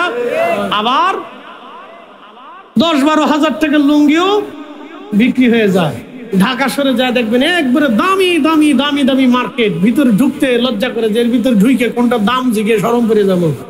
একই শার্ট 150 টাকা দিয়ে কেনার পরে কি 1200 টাকা দিয়ে একই শার্ট কিনলেন, ও ঢাকা শহরে ওই মার্কেটের ভিতরে ঢোকার পরে সেটা 12,500 টাকা হয়ে যায়। 1200 টাকার শার্ট 12,500 টাকা মার্কেটের ভিতর ঢুকলেই হয়ে যায়। বলে কারণটা কি, এত দাম কেন? বলে মার্কেটেরও দাম বেশি, জামারও দাম বেশি। যারা জামা পয়সা কিনে, জামা কাপড় কিনে, ওদেরও দাম বেশি। ওরা চিন্তা করে, আমি ফুটপাত থেকে কিনলে একটা লজ্জা শরম আছে না, আমি অমুকের বেটা, আমি স্কয়ার গ্রুপের মালিকের নাতি, আমি বসুন্ধরা গ্রুপের ছেলে, আমার শার্ট থাকবে অন্তত মিনিমাম দুবাই থেকে আনা 1.5 লক্ষ টাকা। কাপড় কিন্তু ওই একই ছাতা, ঘুরে ফিরে দেখেন, কথা কন দেখেন, ঘুরে ফিরে দেখেন ছাতা কাপড় একই, 19 আর 20, বেশি বেশি পার্থক্য না, 19 আর 20। কারণ ওনার কাপড় আর হীরার টুকরো দিয়ে বানাইছে না, স্বর্ণের সুতা দিয়ে বানানো হয় নাই, ওনারটাই আমারই কাপড় দিয়ে বানানো হয়েছে, তুলা দিয়ে, নাহলে পাট দিয়ে, অন্য কিছু তো না। 19 আর 20 না 18-20 না 15-20, এই তো। কোথেকে আনছো? বলো দুবাই থেকে আনছি। ঘোড়ার ডিম এতটুকু নি, এর বেশি কিছু না। বাঙালি আসলেই বলত, আসলেই বলত, বুঝে না। কষ্ট হতেছে আপনাদের? সাফায়াত কারা পাবে না, তাদেরটা হিসাব নিয়ে যান। এখন কারা পাবে, এদিকে ফিরে যাই। একসাথে জোরে বলেন তো আল্লাহু আকবার। না হয় না, আরো জোরে। কি বলেন, কিয়ামত কায়েম হবে না? একসাথে বলেন, হবে না? হবে।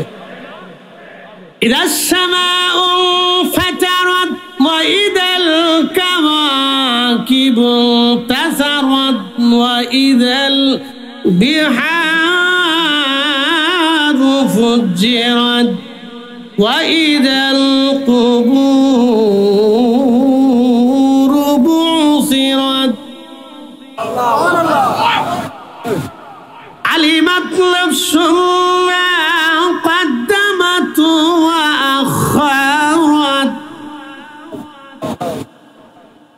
আকাশ ভেঙে ভেঙে পড়বে, নক্ষত্রগুলি ছড়িয়ে ছিটিয়ে ভেঙে ভেঙে পড়ে যাবে, সাগর উদ্দোলিত হয়ে যাবে। পৃথিবীর কোন শক্তি সাগরকে নিবৃত করতে পারবে না। আল্লাহু আকবার। খোদার মহিমা যদি দেখতে চান তো আপনি মালদ্বীপে চলে যান, খোদার মহিমা দেখে আসবেন। বলে ফরিদে হুজুর কি আছে সেখানে? সাগর থেকে মাত্র 3 হাত উপরে জমিন, সাগর থেকে মাত্র 3 হাত উপরে জমিন। শত শত বছর ধরে সাগর পান জমিন ডুবায় না, ঢেউ আসে ঢেউ চলে যায়, জোয়ার আসে কিন্তু জমিন ডুবায় না। তুফান হয় না, ঝড় হয় না, টর্নেডো হয় না। বাংলাদেশে তুফান হয়, ঝড় হয়, টর্নেডো হয়। বাংলাদেশটাকে বাঁচানোর জন্য আল্লাহ সুন্দরবন দিয়ে রেখেছে, সাগরের পারে বড় বড় বন, ঝাউবন দিয়ে রেখেছে যাতে মানুষের ক্ষতি না হয়। শুধু কি তাই, পাহাড় সাগর কেন্দ্রিক এলাকাগুলিতে দেখবেন যেখানে পাহাড় নাই সেখানে বন আছে, যেখানে বন নাই সেখানে আল্লাহ পাহাড় দিয়ে রাখছেন। সাগর ঘেঁষিত এলাকাতে যেখানে আপনি পাহাড় দেখবেন না সেখানে বন রেখেছেন, যেখানে বন আছে সেখানে পাহাড় নাই, যেখানে পাহাড় আছে সেখানে বন নাই। আবার যেখানে কিছুই নাই সেই সাগর এলাকা আল্লাহ নীরব করে দিয়েছেন। মালদ্বীপে গেলাম, 10 ফিট নিচে মাটি, পানির নিচে মাছ ঘুরে বেড়াচ্ছে, এত পরিষ্কার পানি দেখা যায়। শত শত বছর ধরে তারা ওই দেশে বসবাস করে, তুফান হয় না, ঝড় হয় না। শুধুমাত্র সুনামির সময় তাদের 70 জন মানুষ মারা গিয়েছিল, এছাড়া আর কোনো বিপদ তাদের ওই দেশে আসে নাই। কখনো ঝড় আসে না, সামুদ্রিক তুফান কখনো আসে না। কিন্তু বাংলাদেশে প্রত্যেক বছরে 2-1 বার করে আল্লাহ ধাক্কা মারে, 2-1 বার করে বাংলাদেশে ধাক্কা মারে, কিন্তু মালদ্বীপে আসে না। আল্লাহু আকবার। ভালো করে শুনে যাবেন, সাগর থেকে মাত্র 3 হাত উপরে জমিন। বলেন তো সাগরের ভিতরে ছোট্ট দ্বীপ, একমাত্র রক্ষা করার মালিক কে? আমার রব, আমার আল্লাহ। আল্লাহ ইচ্ছা করলে আমার রব 1 মিনিটের ভিতরে পুরা দ্বীপগুলি পানির নিচে নিয়ে চলে যেতে পারেন। 1 মিনিটও লাগবে না। শুধু পানি আসতে যত সময়, চারিপাশে শুধু সাগর আর সাগর, সাগর আর সাগর, নীল জলরাশি, তার মাঝে ছোট্ট একটা দ্বীপ, ছোট্ট একটা রাজধানী মালে, একটা ছোট্ট টুকরা এলাকা। বিমান থেকে যদি আপনি দেখেন আশ্চর্য হবেন, এই মহাসাগরের ভিতরে ছোট্ট দ্বীপগুলি কিভাবে টিকে আছে। না 1 আর 2 বছরে না, হাজার হাজার বছর ধরে এই দ্বীপ আল্লাহ টিকিয়ে রেখেছেন। তিনি রব, তিনি রব্বুল আলামিন, তিনি রব্বুল আলামিন। খুব ভালো করে শুনে যাবেন, তিনি হাসর কায়েম করবেন। ওয়াইদাল বিহারু ফুজ্জিরাত, সমগ্র সাগরের পানিগুলি জমিন আছাড় মারবে। আহা, সেই দিন সব মিসমার হয়ে যাবে। ওয়াইদাল কুবুরু বুশিরাত, কবর উদ্বেলিত হয়ে যাবে। কবর থেকে সমস্ত মানুষগুলি উঠে উঠে আবার দৌড়াইতে থাকবে রব্বে কারিমের দিকে। সেই সময় আল্লাহর নবী বললেন, মা সন্তান বলে যাবে, সন্তান মা বলে যাবে, স্ত্রী পুত্র বলে যাবে, স্বামী স্ত্রী বলে যাবে, স্ত্রী স্বামী বলে যাবে। কেউ কারো কথা মনে রাখবে না, কারো দিকে কেউ তাকাবে না।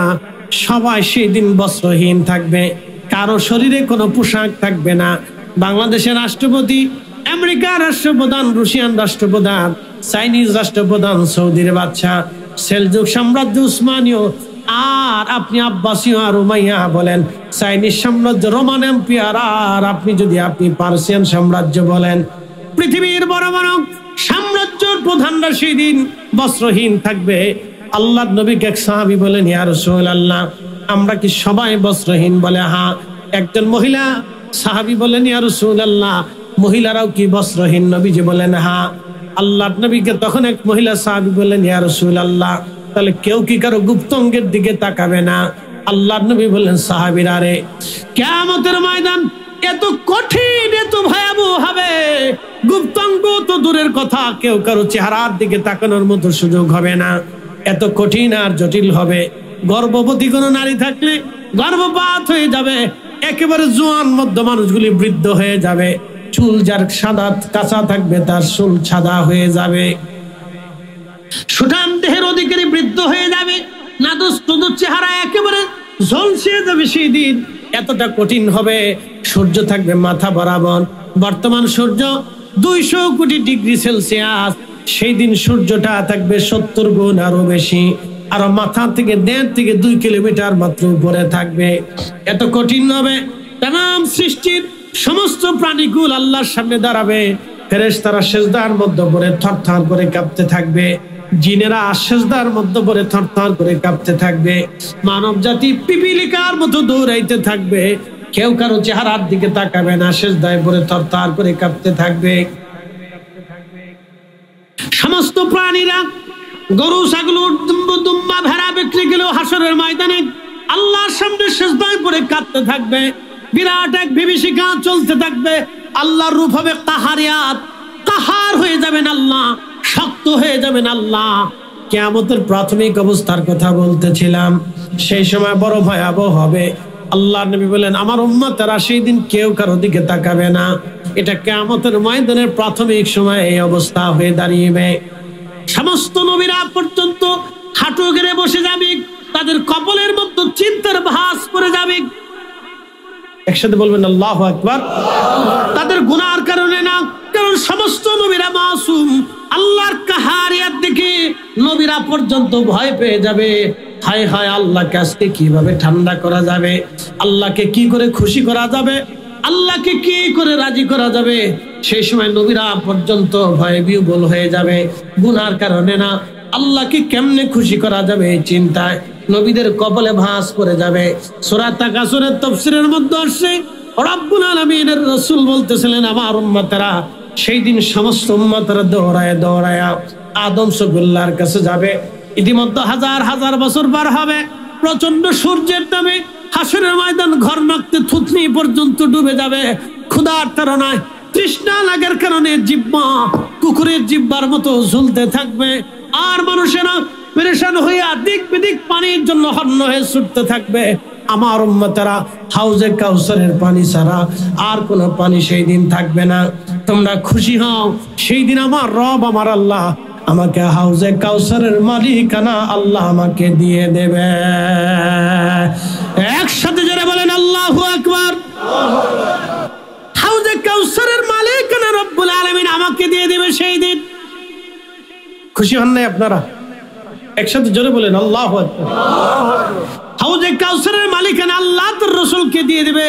নবীজি ডাক দিলেন, আমার উম্মতেরা যখন সবাই চিন্তিত, তখনই আমার রব, আমার আল্লাহ আরশে মুআল্লার ডান পাশে আমার জন্য একটা আসন বরাদ্দ করে দিবে। আসা আইয়াবা আসাকা রাব্বুকা মাকামাম মাহমুদা। সেই দিন সমস্ত মানব জাতি দৌড়াবে। আদম সফিউল্লাহর সামনে দাঁড়া কাঁদতে থাকবে। আদম, আপনি সফিউল্লাহ ছিলেন, আল্লাহ আপনাকে বড় আদর করে যত্ন করে বানিয়েছিলেন। আদম রে, আজ আমরা আপনার সন্তান, আপনি আমাদের বাবা।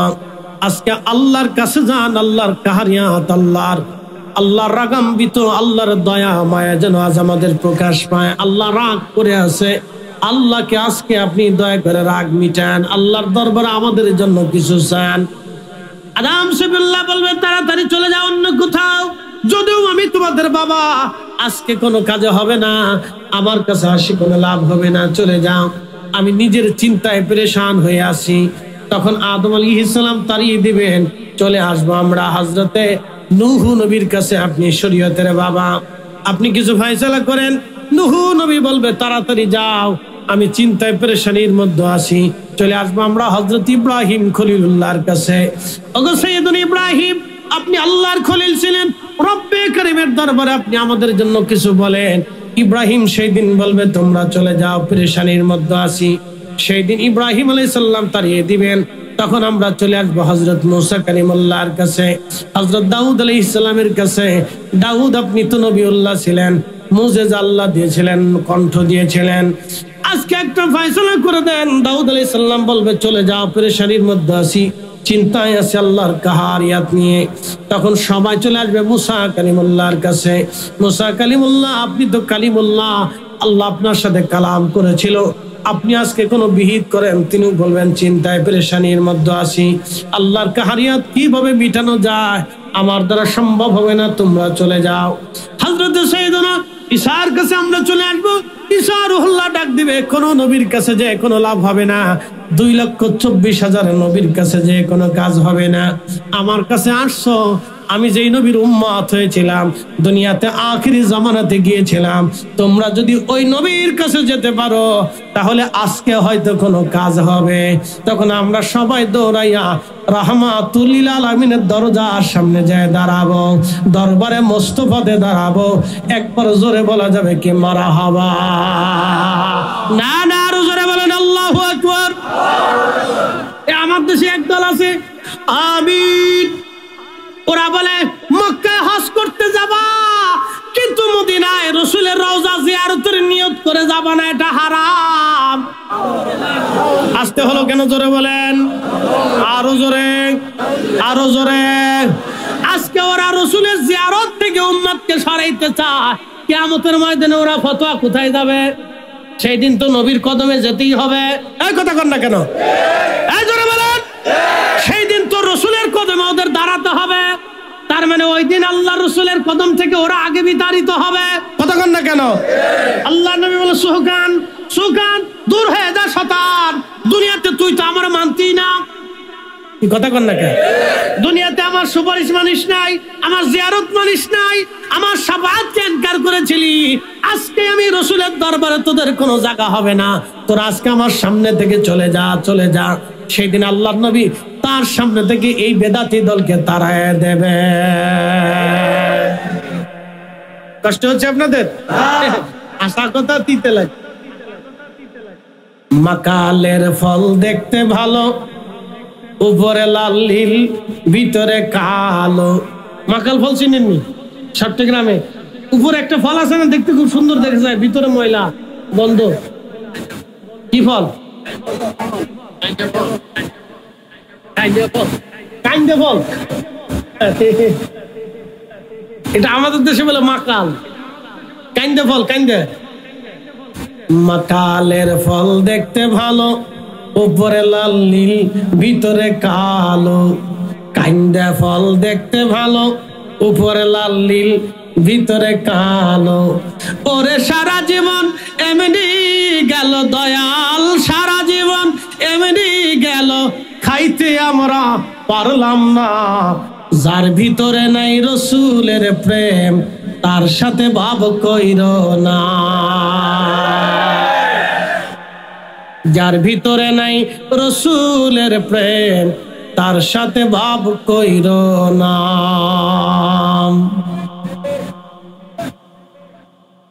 যারা আজকে উম্মতকে রাসূল থেকে জুদা করো, কিয়ামতের ময়দানে কেমনে করবা?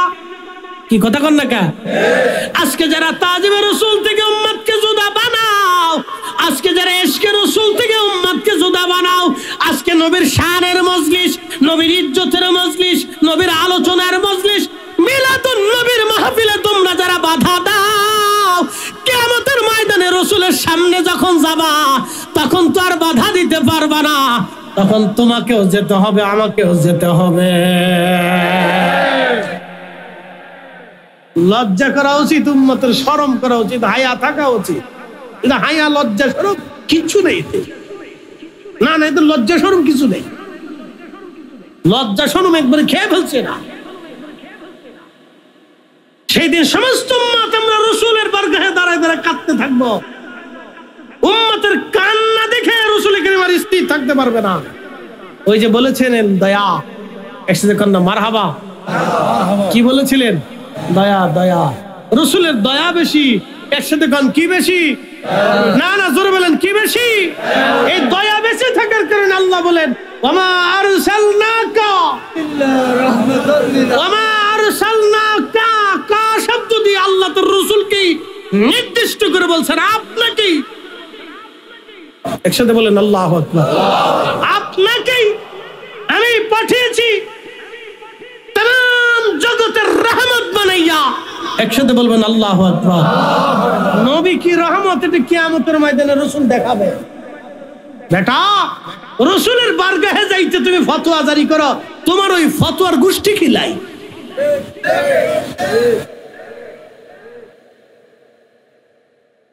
শুনে যাবেন হাজিরিন, 1.5 ঘন্টা হয়ে গেছে। 1.5 ঘন্টা আপ। একসাথে দেখুন আল্লাহু আকবার। 1.5 ঘন্টা আপ। কয়টাই ধরছি? 10:30 না? হ্যাঁ,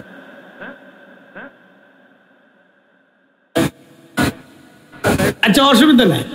1.5 ঘন্টা আপ। একসাথে দেখুন না মারহাবা। কষ্ট হবে, আর একটু বাড়াইয়া আপনাদের সামনে তুলে ধরতেছি, একটু বোঝার দরকার, বোঝার দরকার। মিলাদুন নবী চলবে না? ভয় পায় বলেন না, চলবে? এই জোরে বলেন চলবে? যদি কেউ বলে আমি রাসূলের উম্মত, তা আমি বলবো তুমি মিলাদুন নবীর মাহফিলে টাকা দাও, অর্থ দাও, খরচ দাও, সময় দাও, তোমার জিন্দেগি দাও। কথা কন না কেন? কারণ মিলাদুন নবীর মাহফিলে রাসূলের শানে যত আলোচনা হয়, এত আলোচনা অন্য কোন মাহফিলে হয় না। বাংলাদেশে তাফসীরুল কোরআন মাহফিল হয় সারা বাংলাদেশে। আমাকে একটা পরিসংখ্যান দেন তো, আমি তো বাংলাদেশ ঘোরা ব্যক্তি। বাংলাদেশের এমন কোন জেলা নাই যে জেলার ভাত আমার পেটে না গেছে। কয়দিন আগেও পঞ্চগড়, ঠাকুরগাঁ, কুড়িগ্রাম, লালমনি, গাইবান্ধা, গাইবান্ধা চিনছেন তো আপনারা? গরুবান্ধা, গাইবান্ধা যেটি কন আর কি, একই জিনিস। রংপুর, নীলফামারী, এই সব কটা জেলা মাহফিল করে তারপরে আসছে। গত বৃহস্পতিবারে নীলফামারীতে লালমনিরহাটে 2টা মাহফিল করছি। বাতাসে একটা করে আরেকটা মাহফিল করছি দই খাওয়া। গুতামারি, গুতামারি কইলে আপনারা লজ্জা পাবেন, এদের নাম বলা যাবে না, শুধু বললাম গুতামারি, বাকিটার কইলাম না। গুতামারি আর কইলাম না, এই গুতামারি মাহফিল করিয়া তারপরে রাইসের পরের দিন এসে এই মাহফিল করছি বাঞ্ছারামপুর।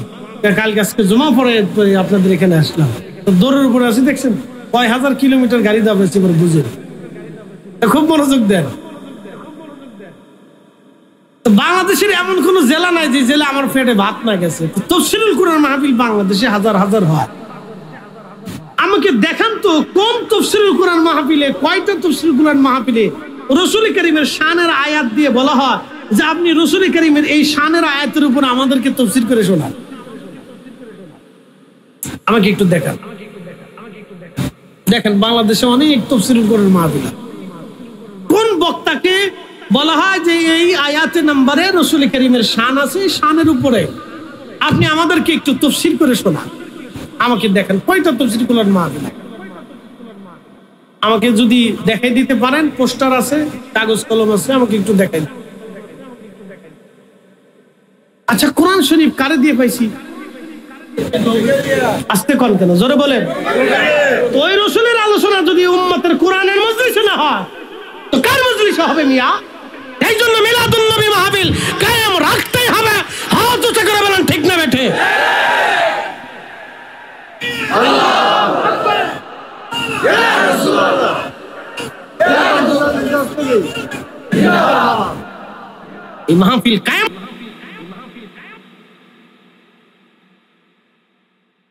মেহশরের মাঠে কঠিন সময়ে উম্মতের কান্না দেখে আল্লাহর নবী আর স্থির থাকতে পারবে না। একসাথে বলবেন আল্লাহু আকবার। বুঝতে পারতেছেন আমি কিয়ামতের ময়দানের প্রথম হালতের কথা আপনাদের সামনে উপস্থাপন করব। আরো ভয়াবহতা আছে কোরআনে, সূরা সাবাতে, সূরা জিলজালে, আরো অনেক সূরা কারিয়াতে, বহু সূরাতে, অনেকগুলি সূরাতে কিয়ামতের প্রথম অর্ধের ভয়াবহতার কথা বর্ণিত আছে। এগুলি বলতে গেলে রাত শেষ হয়ে যাবে। এরপরে দ্বিতীয় অর্ধের দিকে আসেন, যখন আমরা যে কান্নাকাটি শুরু করে দেব, আমাদের চোখের পানি দেখে আল্লাহ রাসূল আর স্থির থাকতে পারবেন না। একসাথে বলবেন না মারহাবা? না আরো জোরে বলেন। দয়া দয়া লেগে যাবে রহমতের নবী। আহা, সেদিন রসুলের দয়া লাগবে। আজকে উম্মত রসুলের ইশকের মাহফিলের প্রতি আপনার দয়া লাগতেছে না? লজ্জা করা উচিত, আপনার শরম করা উচিত। যেই মজলিসে আমার রসুলের শান হবে, আমার নবীর আলোচনা হবে, নাম দিতে হবে, সাথে আমি নাম দিয়ে কি করবো? আমার রসুলের আলোচনা হবে, এই মজলিস আমি কেমনে বন্ধ করি? কি কথা কন না কেন? এই মজলিস আমি কেমনে বন্ধ করি? আমার তো লজ্জা করা উচিত, সামান্য পরিমাণে হায়া থাকা উচিত। আপনি ফতোয়া দেন, পরে ফতোয়া বস্তা বেঁধে ঘরের ভিতরে নিয়ে শুয়ে থাকেন মাথার বালিশ বানাইয়া।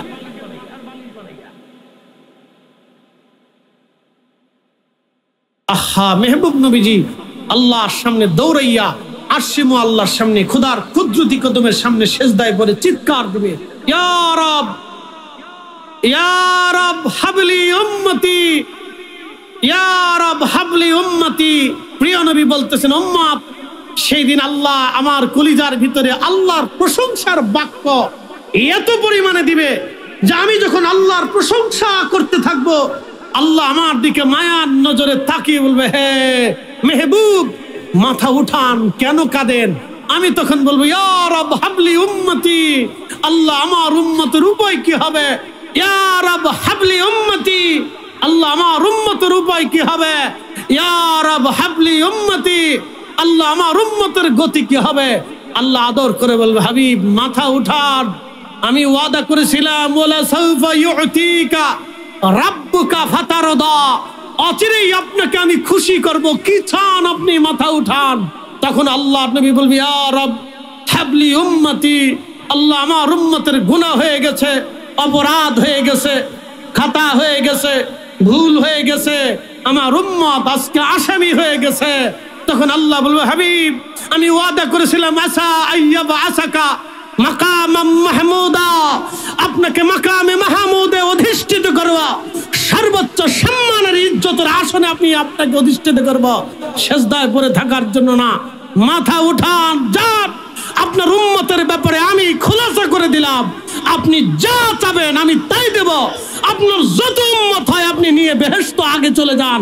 আপনার আগে কেউ আজকে হামদের পতাকা উঠাইতে পারবে না, আপনার আগে আমার সামনে কেউ কথাও বলতে পারবে না, আপনার আগে কেউ জান্নাতে যেতে পারবে না, আপনার আগে কেউ জান্নাতের দরজা খুলতে পারবে না।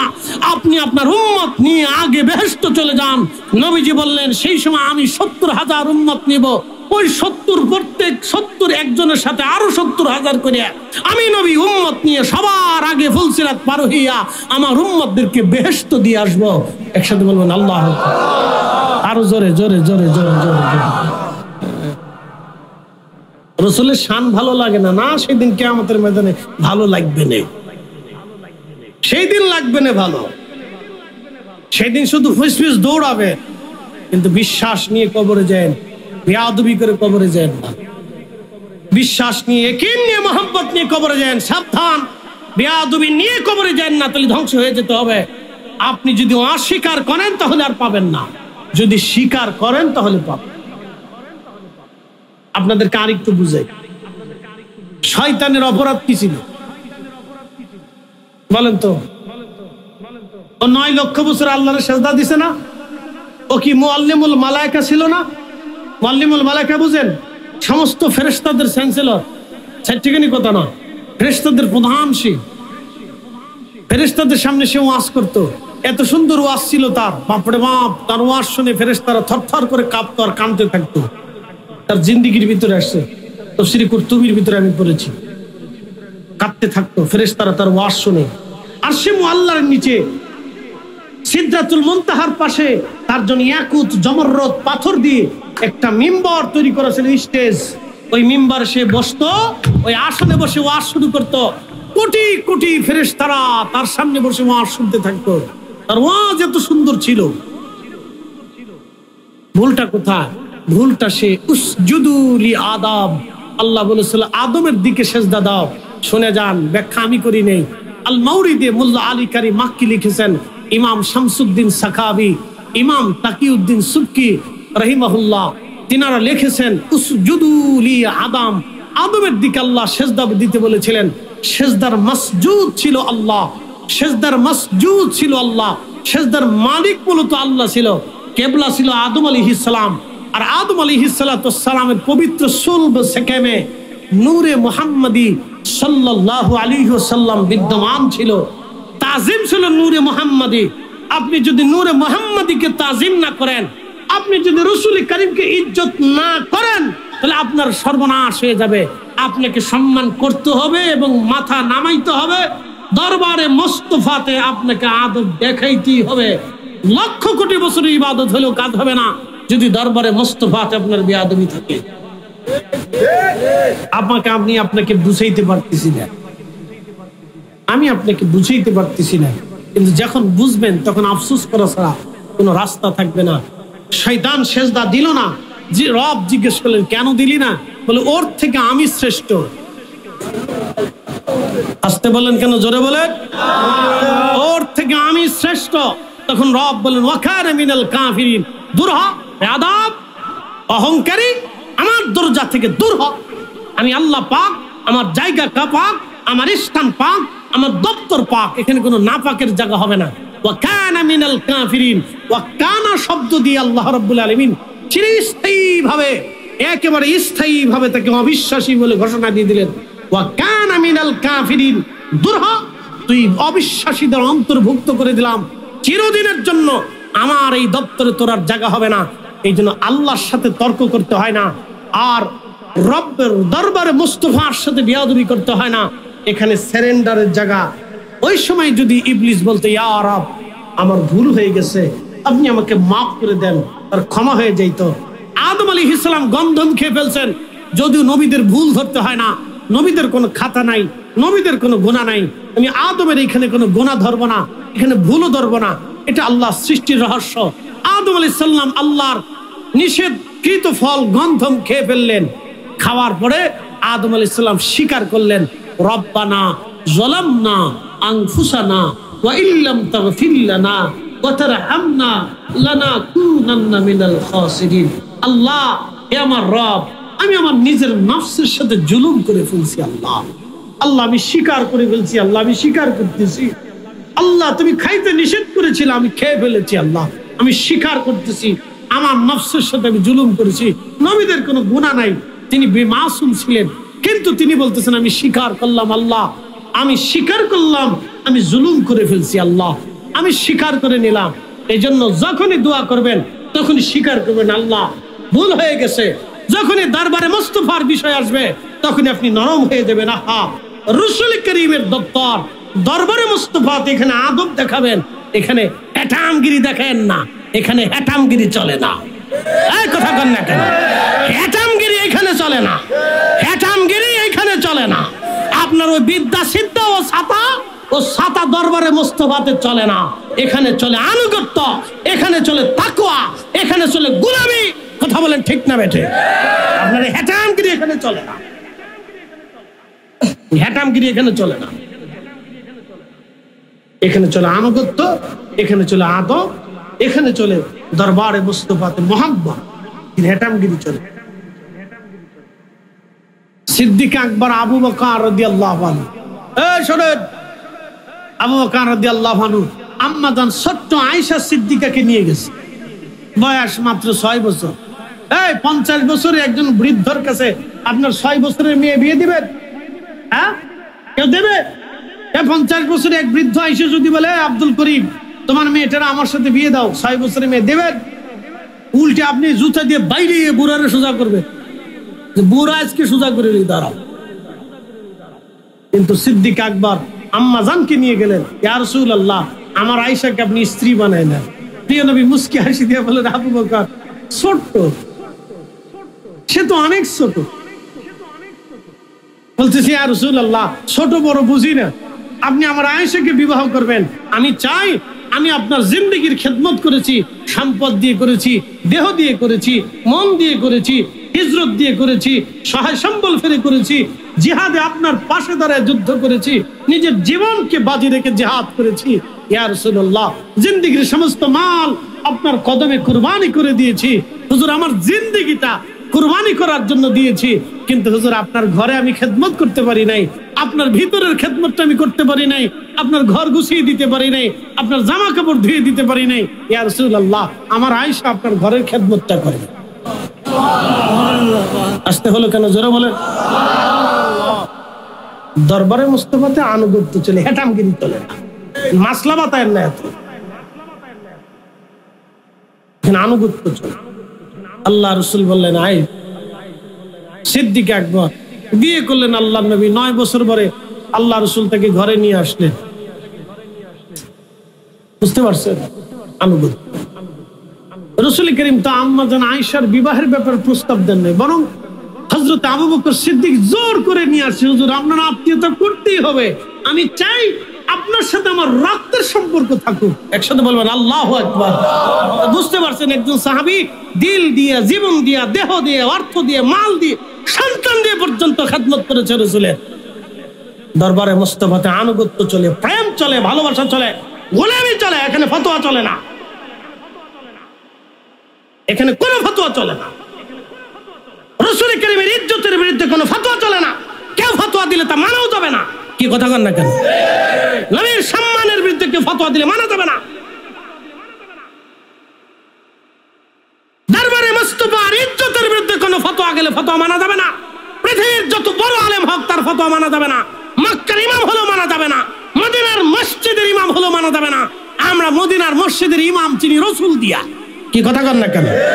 নবী দিয়ে চিনি, ইমাম দিয়ে রাসূল চিনি না, রাসূল দিয়ে ইমাম চিনি। আপনারা এখানে আমারে বসাইছেন কেন? কোন ব্রাহ্মণ এনে তো বসান নাই, আমাকে কেন বসাইছেন? কোন গির্জার পাপ দিয়ে এনে তো বসান নাই, আমাকে কেন বসিয়েছেন? বসিয়েছেন এই জন্য যে আপনার মতের সাথে আমার মতের মিল আছে।